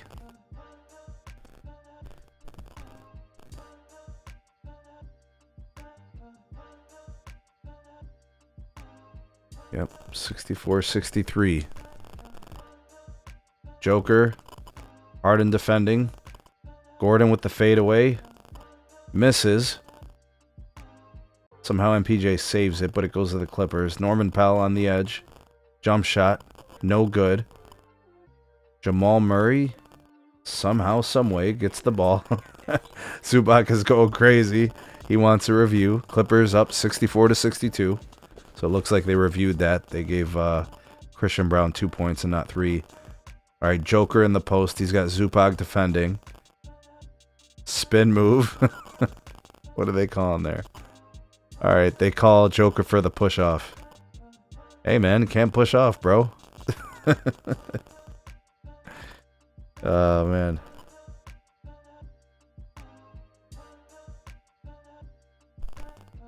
Can't push off, bro. All right, I'm going to drop the link in case somebody wants to call in. Talk Nuggets, Clippers. Talk Knicks, Pistons, or any of the other series currently going on in the finals, in the playoffs. On the road to the finals. All right, let's see. Why is my feed delayed? Stop it. What is this? All right, looks like Clippers go up. And I think we have a timeout called by... And who called the timeout? Let's see. Nuggets call a timeout. Kawhi Leonard, 25 points, 10 of 11 shooting. Zubac, 10 points, 4 of 7 shooting. James Harden, 15 points on 6 of 12 shooting. Aaron Gordon, 12 points. Michael Porter Jr., 9. Joker with 10, 6 and 6. Murray with 14 points, 3 dimes. Called an understanding.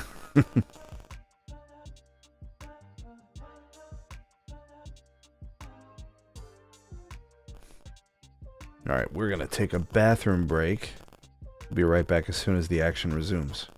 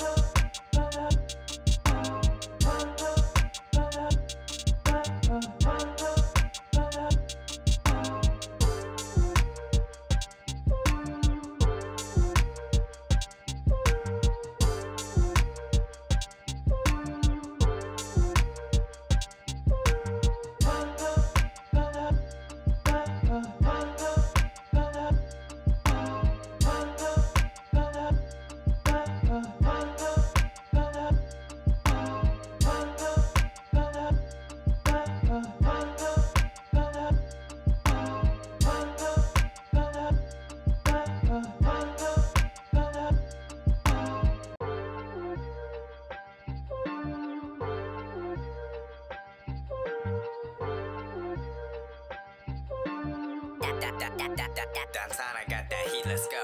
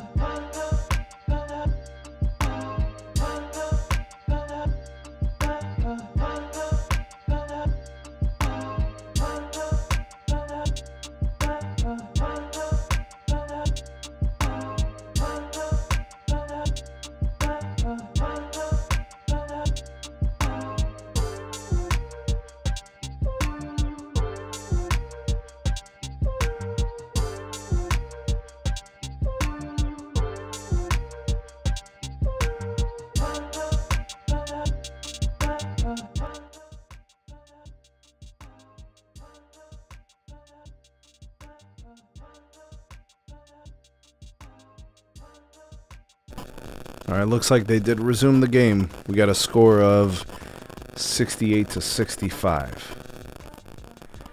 Clippers lead the Nuggets by 3. 5 minutes, 45 seconds remain in the third quarter. Kawhi Leonard, baseline jumper.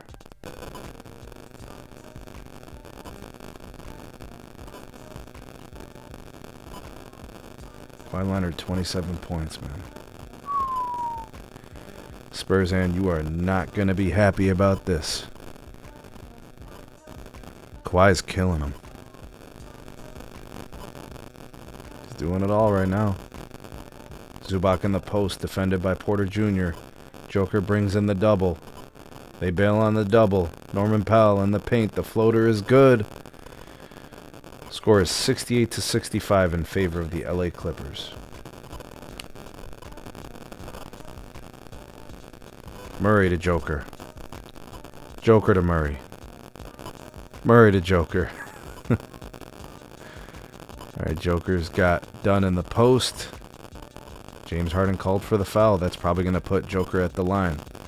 I didn't know Joker had an injury. It's like on the right elbow. Is that the same injury that has been ailing him from a few weeks ago? Oh. Every dog has its day. Come on, Spurs, and come on. Kawhi's having a hell of a game, let me tell you. Spurs, and you're a tough one. You're a tough one. Yeah, I get it. Kawhi used to be your dog. Used to be my homie. Now you act like you don't know me. I rest my case. Kawhi to the bench. Joker takes the second free throw, sinks it. Score is now 68 to 66. Clippers lead by 2. Looks like a lot of the starters for the Clippers are going to get a breather. James Harden stays on. Looks like him and Norman Powell are going to have to carry. Ooh, Jamal Murray and Norman Powell throwing fisticuffs. Christian Brown.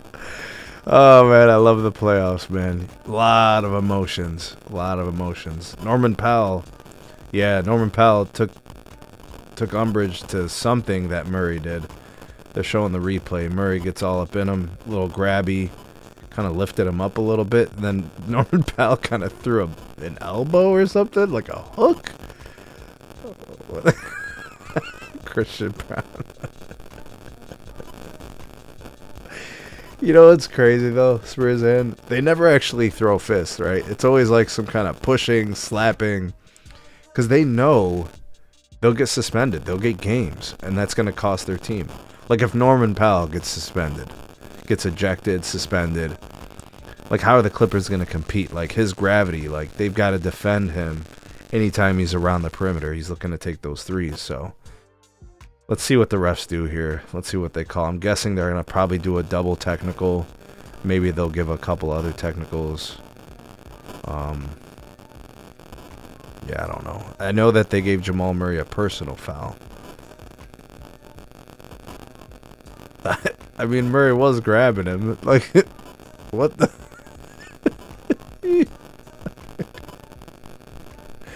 Yo, these guys are straight clowns. Murray lifts Powell weights. Man. Murray doesn't seem like the type of dude that throws hands and fights, you know what I mean? He just doesn't seem like that kind of guy. I mean, I don't think Powell is either, but it's just an unusual dust up, if you will. Oh, so it started on the other side on the screen. Okay, so that just carried over. That was...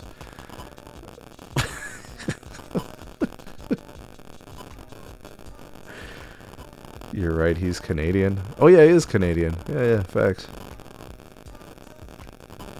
But isn't... Like, boxing is huge in Canada. Like, they even have, like, Boxing Day or something. And it's, like, a Canadian holiday. Like, I think their banks are closed on that day. Every time they keep showing this part where Murray is picking him up. It's just so awkward. That's just such an unusual motion in basketball. That is crazy. Oh, man. Link is in the chat if anybody wants to call in and talk hoops tonight. Link is in the chat. I'm trying to distinguish myself from the rest of the YouTube content creators and people that do streams and talk NBA hoops. I like to give people the opportunity to voice their opinions and perspectives. You know, not everybody's always going to agree and see things the same way. So I like to give people that option to kind of give theirs and give and take in some conversation. Powell looks PO'd. Something happened on the other side of the court before that. It just carried over.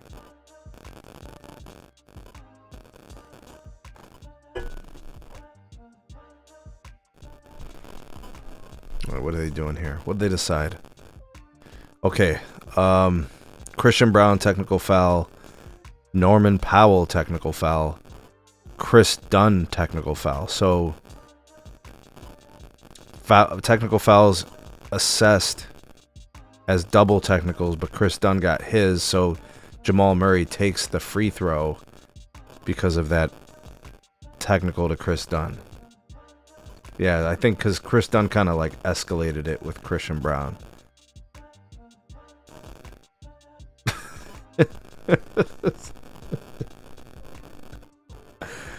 Oh man, this is stupid. This is so stupid.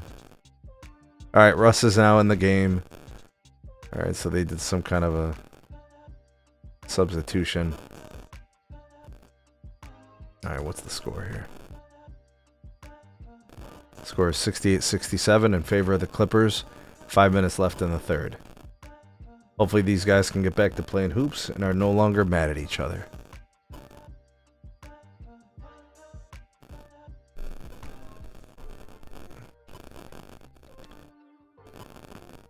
Alright, so they're gonna run the inbound.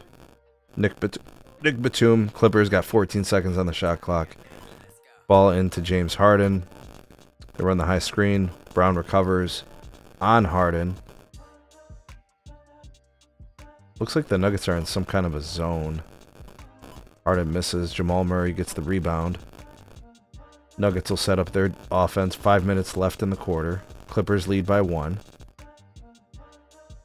Jamal Murray over the top. He's got Harden on him. Makes him dance. Tries to force the ball in. Almost a turnover. What is Murray doing? There is a turnover there. Outlet pass to Chris Dunn. Easy too. Ben Simmons. We have a Ben Simmons sighting, ladies and gentlemen. Ben Simmons in the NBA. Crazy. Alright, it's Christian Brown at the top. Pass goes into Joker. Joker spins off of Ben Simmons. Why? Is that really the best option that the Clippers have? They got Ben Simmons on Nikola Jokic. Norman Powell pump fake. Misses the layup. Ben Simmons dishes to Chris Dunn for the 3. He misses. Joker with the rebound. Joker looking to set up the offense. Back to the basket. What the hell? I think they just called a foul or a moving screen or something on the Nuggets. Who's that on? Murray? What are they calling here? Oh, maybe Christian Brown on the push. Man, I can't believe Ben Simmons is on an NBA roster. That shit is crazy. Man, you know what's embarrassing? You go to see how much money Ben Simmons has made in his NBA career. It is crazy. All right, here's Harden at the top. Pass to Jones. Lefty in the paint is good.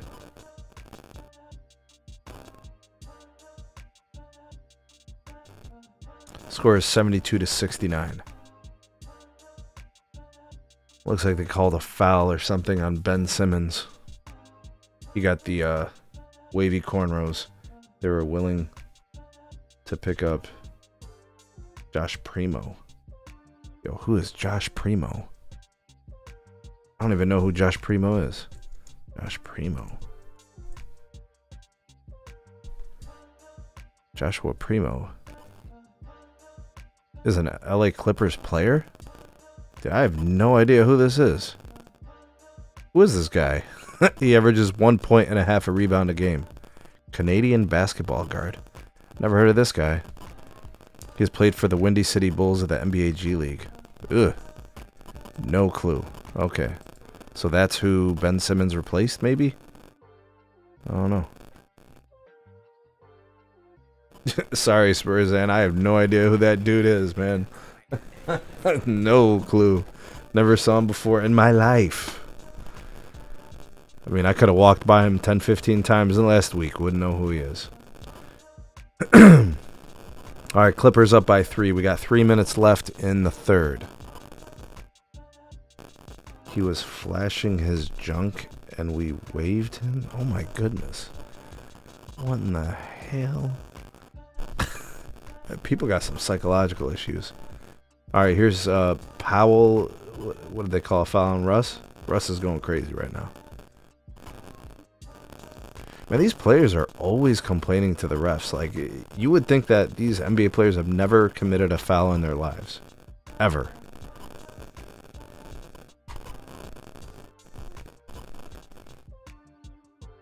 Alright, so the Clippers will have 14 seconds on the shot clock. 3 minutes and 2 seconds. Clippers up by 3. Kawhi resting on the bench. Him and Zubac. Alright, here's Harden at the top. He's defended by Michael Porter Jr. Nuggets playing some kind of zone.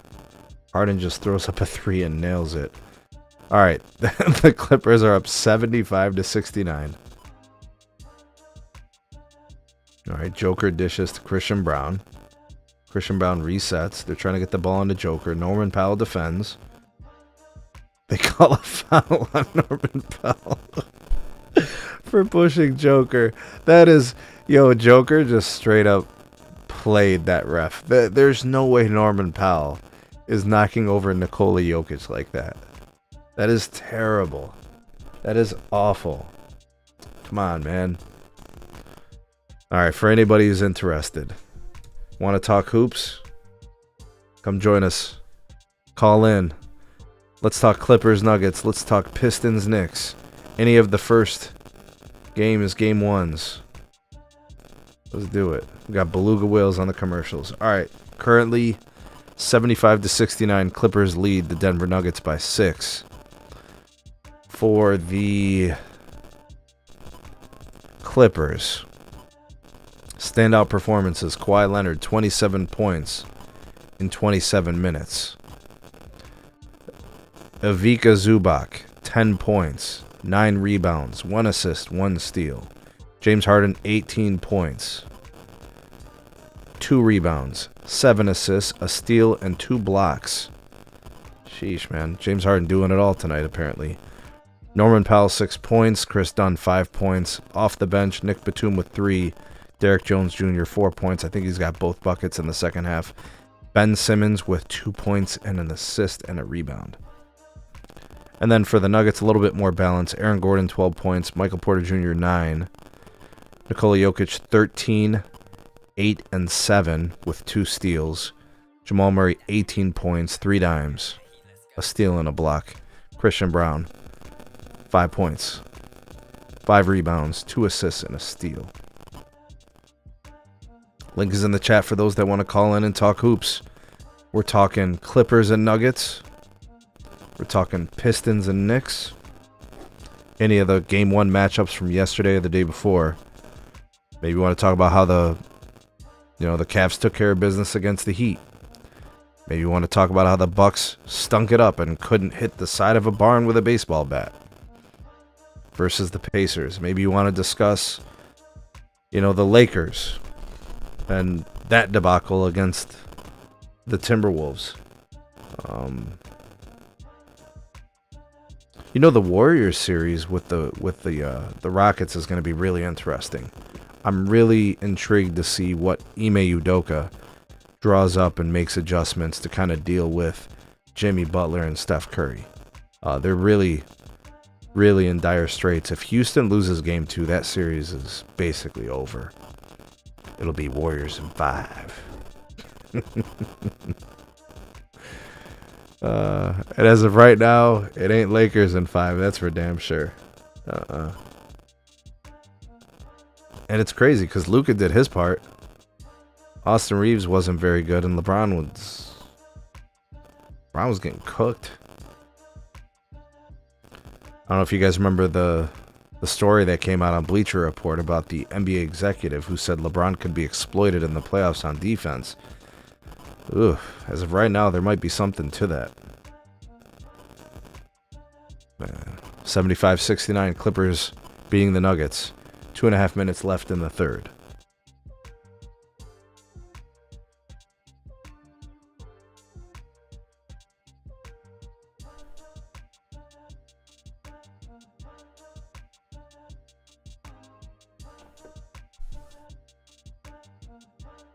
All right, Joker's at the free throw line.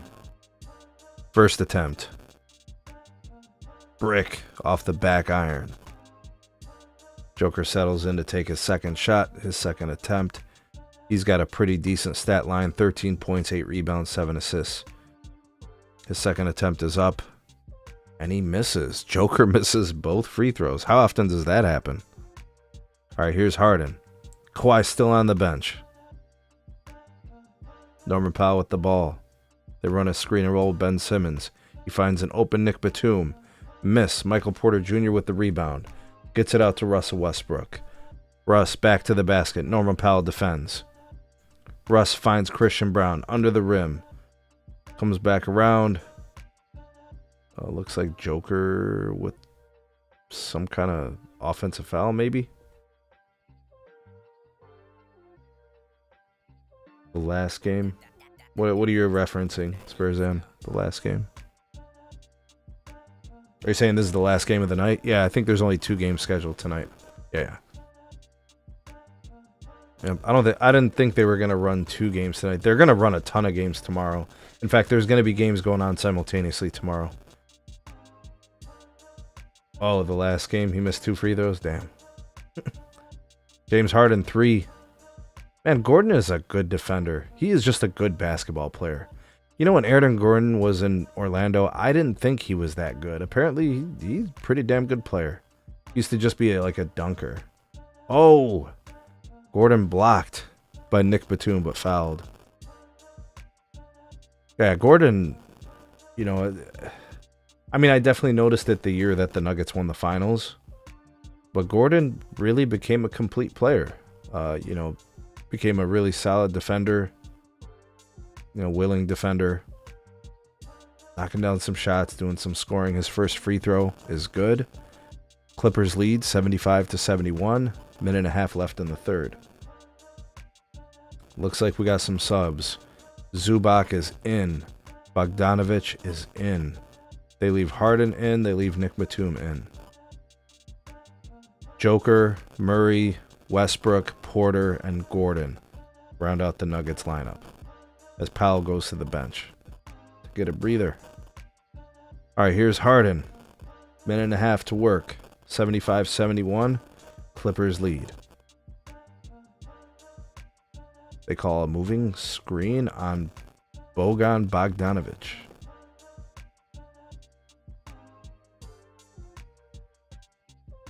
Yeah, I don't know what the hell he was doing. That's definitely a moving screen. Well, the problem is James Harden left early. If he just waits for the screen to get set, then it's not a moving screen.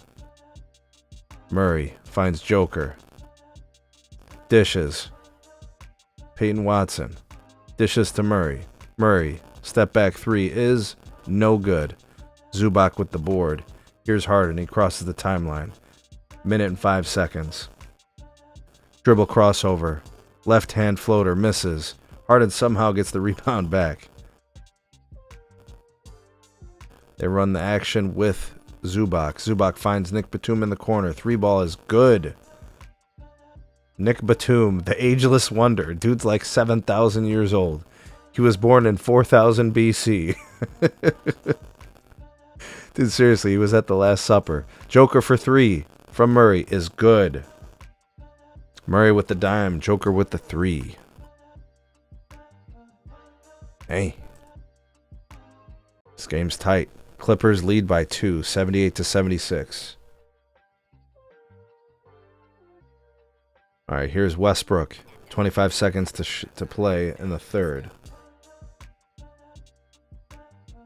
Russ dribbles. Gonna dribble out the clock. There's about a 3-second differential. Shot clock and game clock. Joker off the screen for Murray. Back to the basket. Just throws it up against the backboard. Gets the layup. 5 seconds left. Clippers up by 2. They go to Bogdan. Bogdan to Harden. Harden to Zubac. He's mugged under the hoop. And they call it a quarter. Oh, man. This is a close game. 78-76. Clippers lead by 2. Looks like the Clippers gave Kawhi a little bit of rest. Looks like he'll be ready to kind of start the fourth. All right, we'll step away to take a break while there's a commercial. Be right back.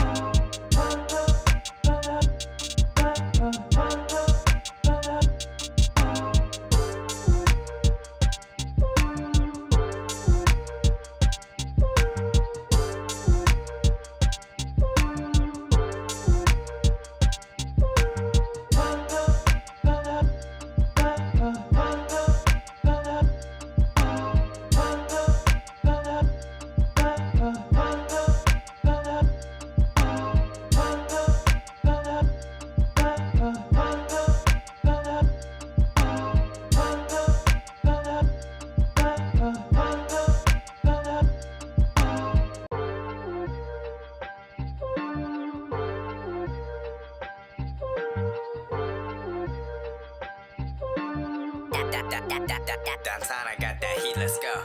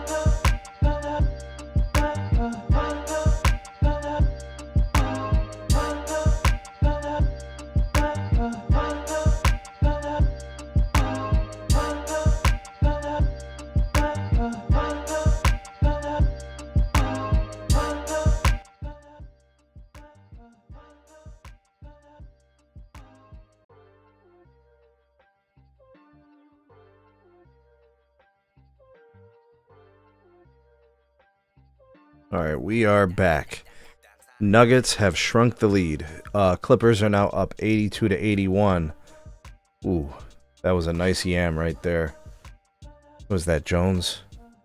Derek Jones Jr. with the dunk. Score is 82-79. Let's see what happens here. All right, they got action with Murray and Joker. Murray makes. All right, 82 to 81. Clippers lead. 10.5 left. Kawhi Leonard in. Misses the layup, but gets the foul. He'll go to the free throw line to shoot 2.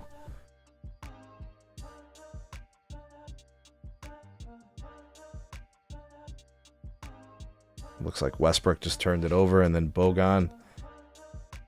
The dish to Derek Jones Jr. All right, let's see here.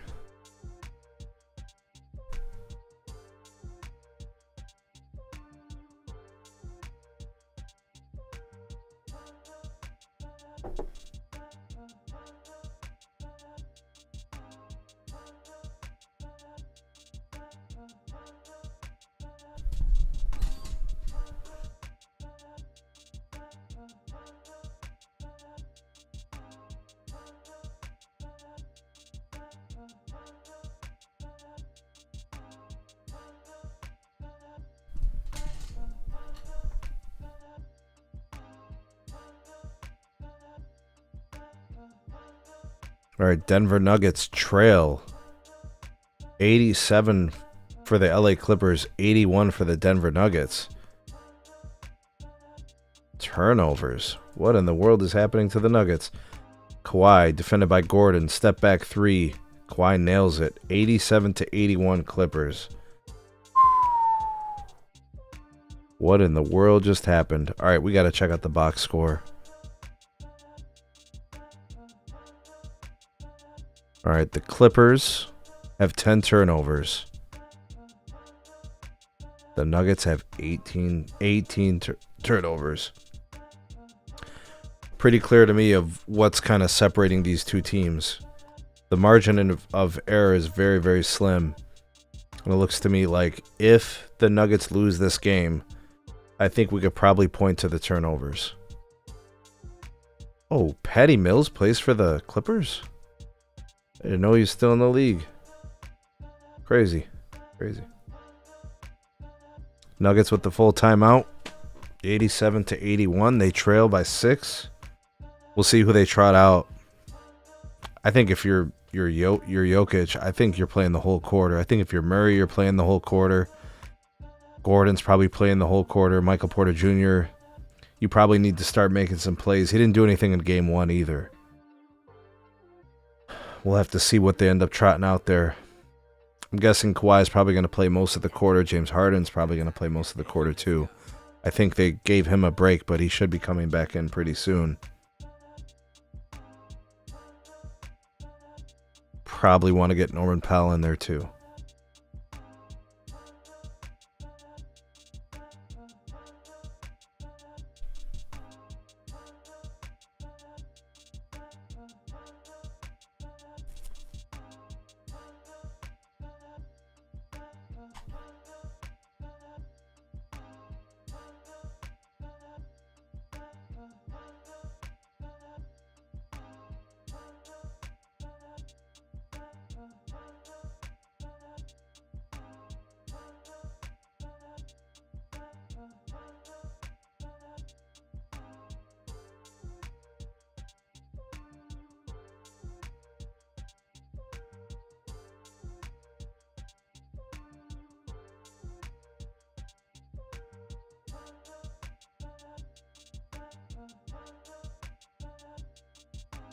It looks like play is about to resume.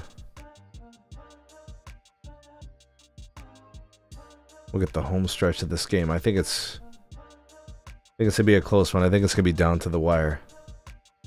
I do.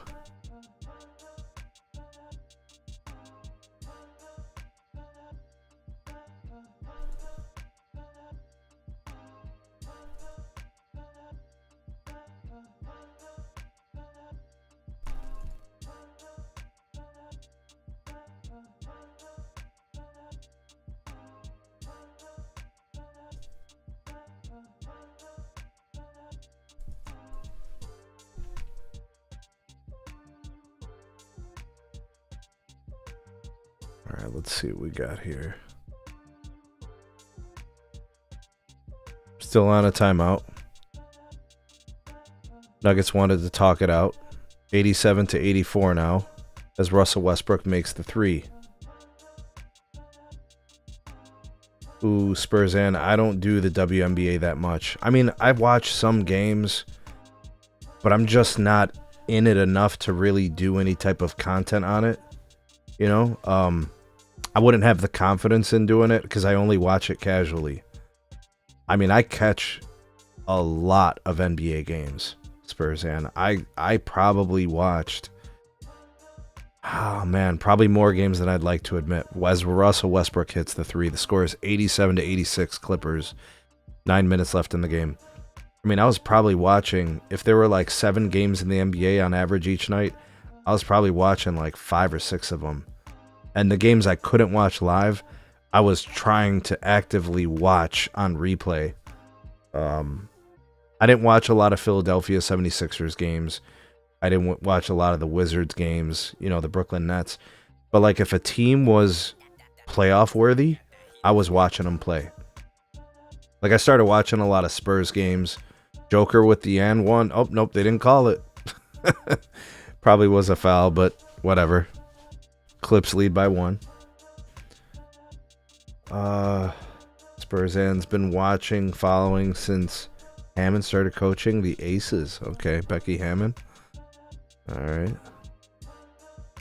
You know, the WNBA does seem to have some interest now.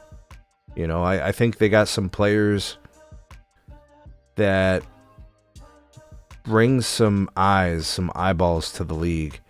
I mean, I always thought, like, I remember the 90s WNBA, like when they first founded the league and stuff like that. And, you know, I've always followed, like, the stars, you know, but I never had a WNBA team that I rooted for. I didn't go to games or anything like that. I think if I was more invested on that level, you know, maybe it would have been a bigger deal to me. But really, just from the casual side, yeah, I don't think I could make any content on WNBA. Like, because then you got to make videos on, like, Angel Reese, you know, and Caitlin Clark and stuff, and I just don't follow them closely enough. But it's definitely more interesting than it's ever been. Russell Westbrook for 3, he misses. Zubac and Joker getting all tied up. Zubac is pissed. They just called him for a foul. I said, no, please don't.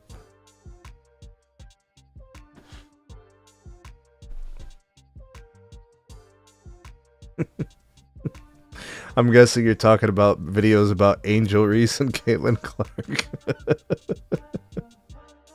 I did follow the WNBA draft a little bit. I saw the first overall pick. There's, you know, obviously the team that drafted her is very excited and, you know, all that stuff. Russell Westbrook, another 3. Holy shit.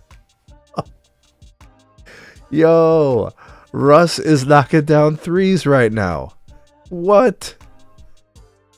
Yo, Russell Westbrook has made 3 of his 6 3-point attempts. Bogdanovich at the top. Passes to Harden. Score is tied at 89. Got a game here, people. 7 minutes left. Harden to Zubac. Zubac miss. Murray with the rebound. Harden trails. Russell Westbrook goes to the rim. Reckless as hell. Yo. CC fandom is like LeBron's. Is it really that bad? Oh, man. So that's kind of what I was worried about, you know. I almost don't blame the players, you know what I'm saying? Like, because their fans are crazy. You know, fans are fans, right? Fanatics. Caitlin Clark fans.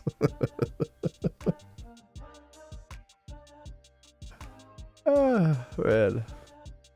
You know me, Spurs, and I just like talking hoops. You know, I'm not too big on the narratives, and I'm not too big on the conjecture and speculation and all the extras, you know. Can't say anything about Caitlin Clark at all. Oh, or else they attack you, right? All right, we got an official coaches challenge. Clippers are challenging something. What are they challenging? The foul call? I don't even know.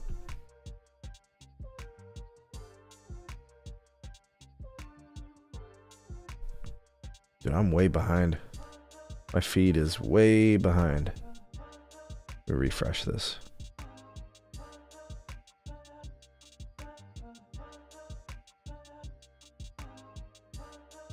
Nope, still a commercial. One thing that the W has is that they play defense. So Spurs, and we got to talk about this, right? The NBA plays defense in the playoffs. Like, if you watch these games, like, look at these scores. No, seriously. Look at the scores of some of these games.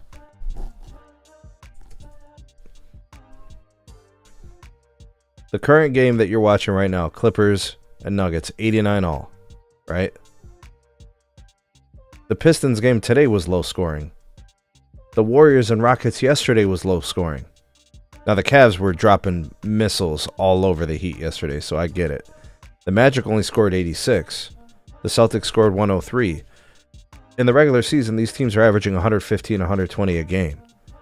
So there's defense in the NBA. You just have to wait until April to get it consistently. Shout out to the Thunder. Shout out to the Cavs. Shout out to the Celtics. They all play defense. The bottom 5, 6, 7, 8 teams in each conference, they don't play defense collectively. And most of the players aren't good defenders, right? And then to make things more complicated, the refs call every single ticky-tack foul. You can't even touch anybody on the perimeter. It's a foul, right? So that people don't want to foul out and all those things. But I think your sentiment is correct, and that in the W, generally speaking, you're going to see more defense game in and game out, quarter in, quarter out, you know, possession to possession. So in that respect, I agree. I've only been watching for 3 years, and most games are intense. Yeah, they probably take more pride on the defensive end, right? That's what it's about. All right, they're showing the replay. Russell Westbrook. I guess he was losing possession of the ball as he went up. Oh, he stepped out. Did they catch that, or did they miss that? Anyways, what did they do? What did they end up doing? Russell Westbrook's at the free throw line. Oh, shit.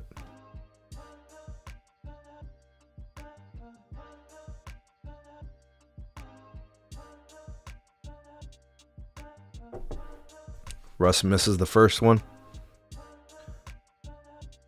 All right, they're talking about the replay, I think. Yeah, they missed it. And the ref was right there, Spurs. He's literally like looking. All right, Kawhi's in. Harden's off the ball. Kawhi's walking the dog all the way past half court. All right, Aaron Gordon defending. Zubac at the top. Zubac to Harden. Kawhi off the ball. Defended by Russell Westbrook. James Harden. Screen goes to Kawhi. Kawhi finds Powell in the paint for the 2. Score is now 91-90. Favor of the Clippers. Jamal Murray. Dish to Joker. Joker dish to Gordon in the corner. 3-ball is no good.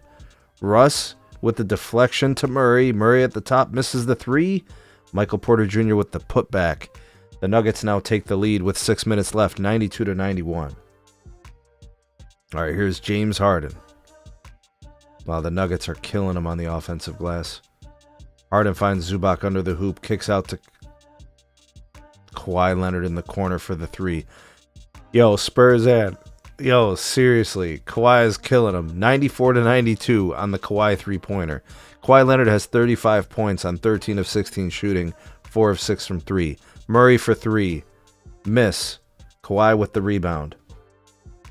Kawhi's got the ball. Michael Porter Jr. picks him up after he crossed the timeline. Zubac to Powell. Powell over the elbow. Floater. Money. Clippers lead 96-92. 5 minutes, 10 seconds remain. Joker with the ball at the three-point line. Back to the basket. He backs up Zubac. Goes to Russell Westbrook. Back over to Joker. Joker with the pump fake. In the paint. Gets Zubac in the air. We got a foul. Joker will be taking 2 shots. He was in a desert.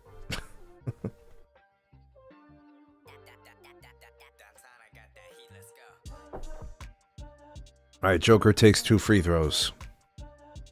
Misses the first one. Man, what is happening with Joker tonight from the charity stripe? Ooh.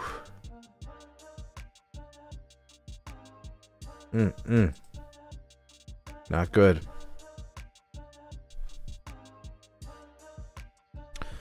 Link for the call-in is there in the live chat. If anybody's interested, calling in to talk hoops as we kind of round out this live stream.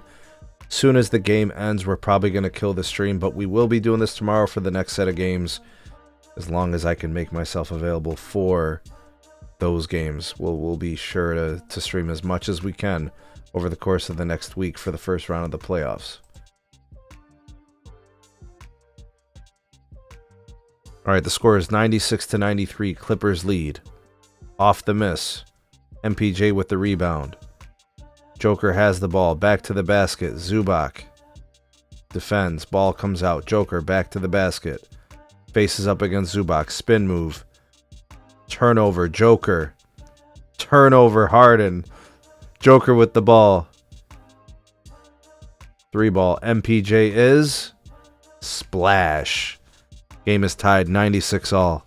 Michael Porter Jr. decides he wants to play basketball. Oh, man. I tell you, this game is going down to the wire. Wide open. Nails the 3.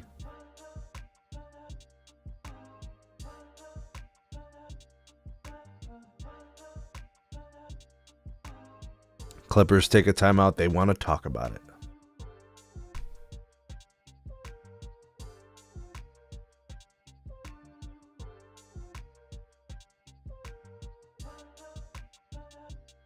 Well, for some reason, the live chat disappeared. It's weird. Oh, there we go.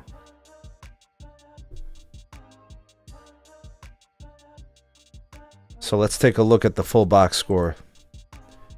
Who's been doing it for these guys? Kawhi Leonard, 35 points, 4 of 6 from 3, 13 of 16 shooting overall. Perfect from the free throw line, 5 of 5. 3 rebounds, 4 assists, a steal, and a block.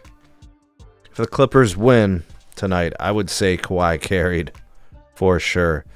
Zubac has had a pretty good game, 5 of 9 shooting, 14 points, 11 boards, 3 offensive, 4 assists, and a steal.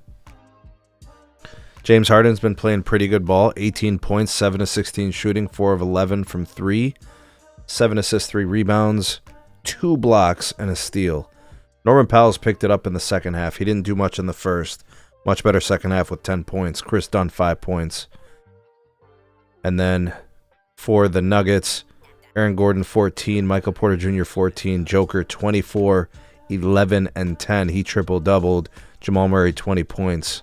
8 of 16 shooting. Christian Brown, 5 points. 14 points for Russell Westbrook off the bench.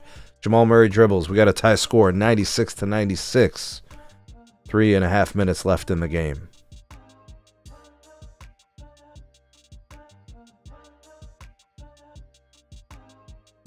Joker in the paint, fadeaway, misses, rebound, MPJ, misses, but he's fouled. He's going to get 2 free throws. MPJ all of a sudden decides he wants to be in this game. Good for him. He didn't do much in the first game of the series, and he was pretty quiet in the first half. He's come alive here in the second half.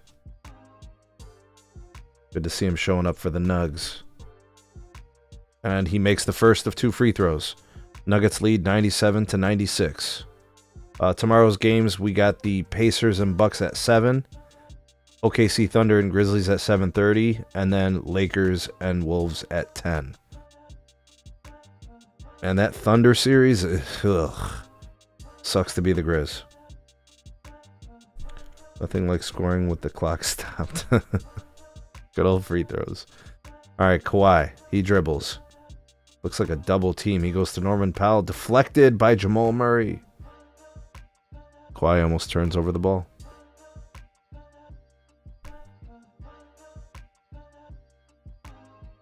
Let's get back to the game cast here.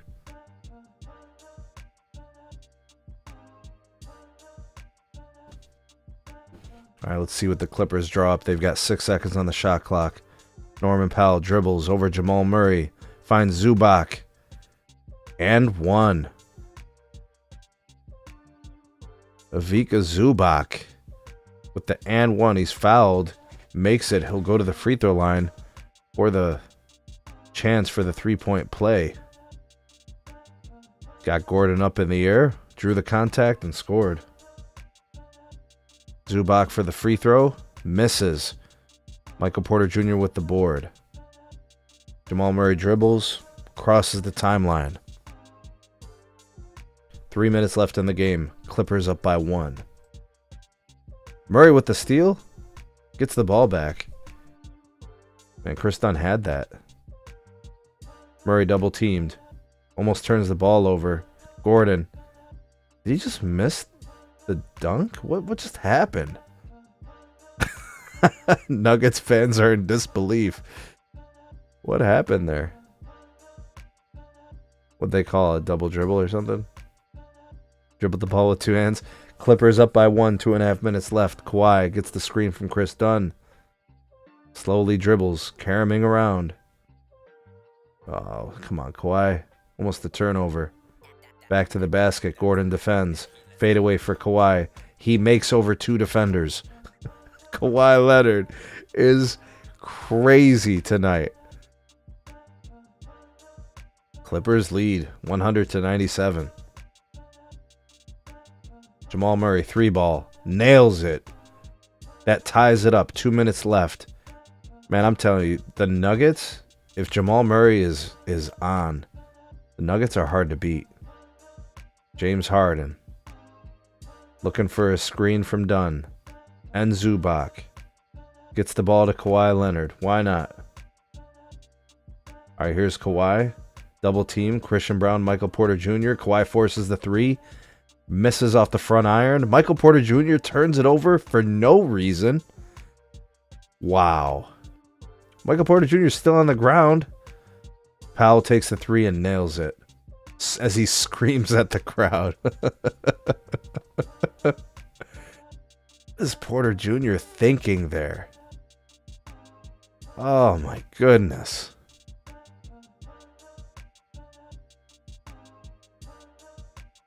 Wow. He's been playing so well in the second half. And just has like a brain fart. Terrible. Alright, so we got a timeout. Denver Nuggets. Nuggets trail the LA Clippers by 3 points. Alright, so the way the rest of this game is going to go, they're going to probably run this next possession through Joker. They're going to look to go inside out. They're going to look for the 3-ball. It's going to be like a Michael Porter Jr., Jamal Murray kind of deal. They're going to be looking for that.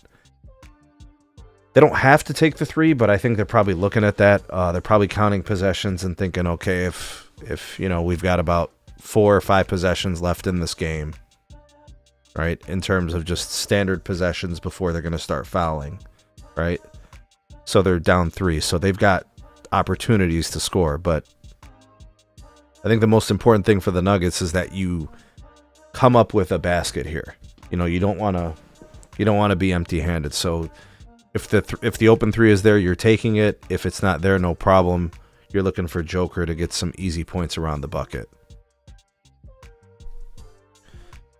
All right, let's see what they set up. Christian Brown dribbles the ball up the floor. They run action. Jamal Murray off the screen. Shot isn't there. They go to Joker in the paint. Zubac defends.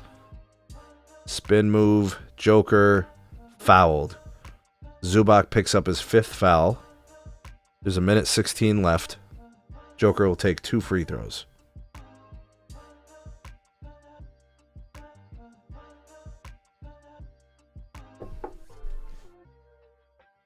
Joker, 24 points, 11 boards, 11 assists.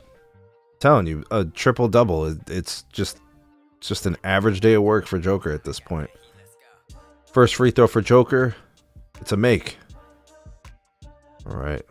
Looks like they're taking Michael Porter Jr. out. I wonder what the process is. They bring in Russell Westbrook. Okay, that's interesting. Joker's second free throw. Nails it. All right, we got a score of 103-102 Clippers lead. James Harden dribbles the ball up the floor. Crosses the timeline. Christian Brown defends. The switch, Jamal Murray. The switch again, Joker. They double. Oh, we got an offensive foul? Ooh. What are they calling here? James Harden just delivered a massive impact. What are they calling here? Threw a shoulder into... What are they calling there? Anything? Threw a shoulder into Joker. Knocked him down. We'll see what they call that. Maybe that's under review. Like an official review. I'm not sure. Clippers call a timeout. Clippers are up 103-102. This one's going down to the wire, folks.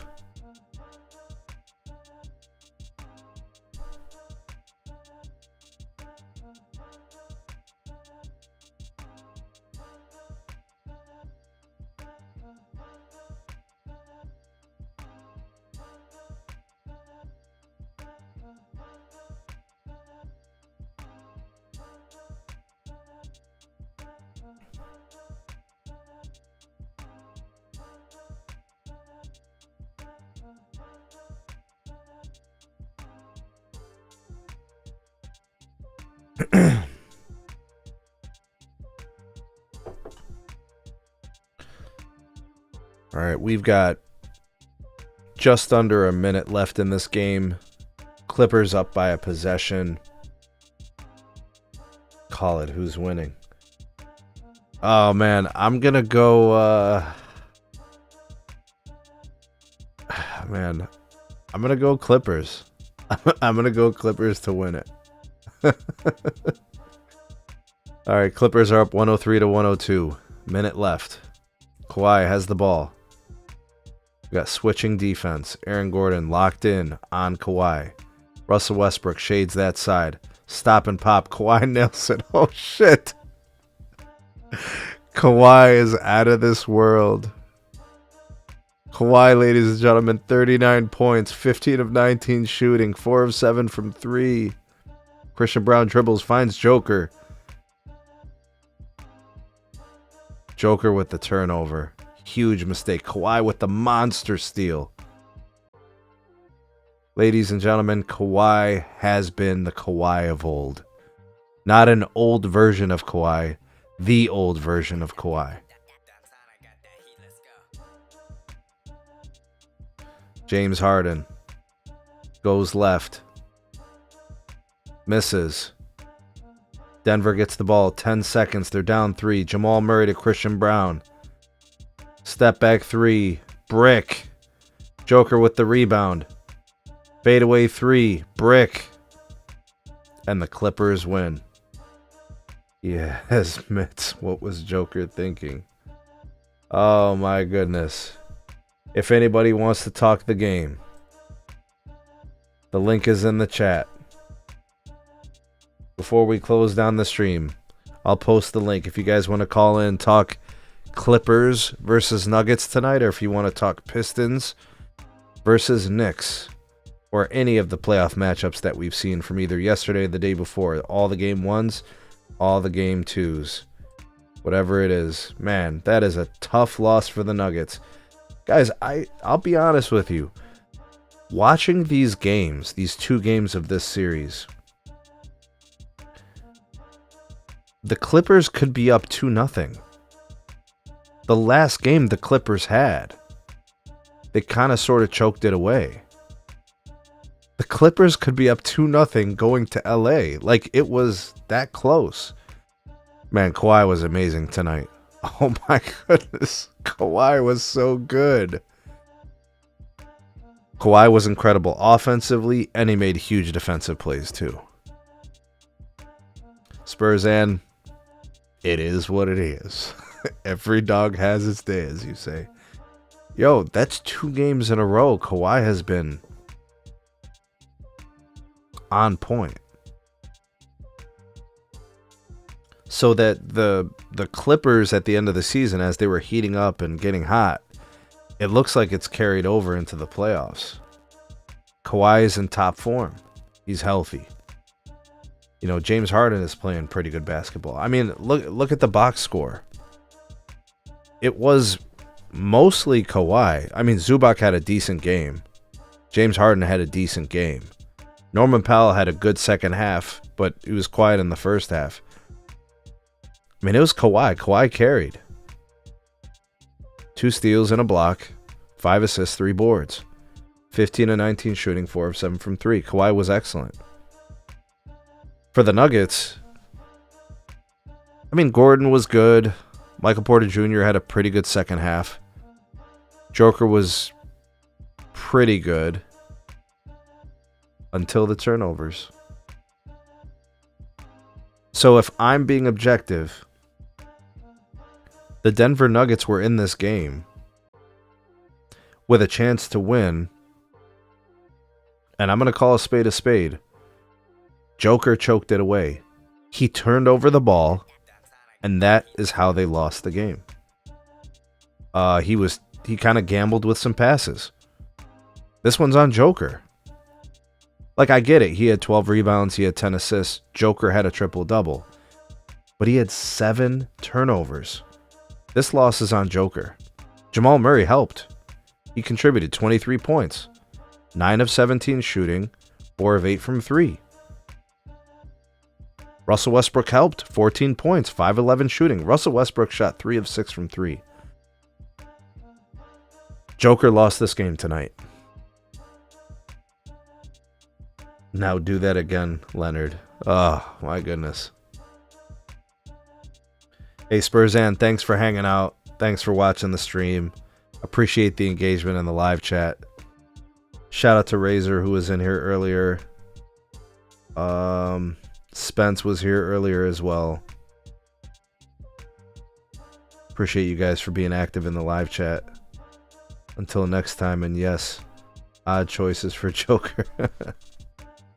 Thanks, Spurzan. Take care of yourself. We'll see you guys on the next stream. We'll be doing this tomorrow night. Tune in.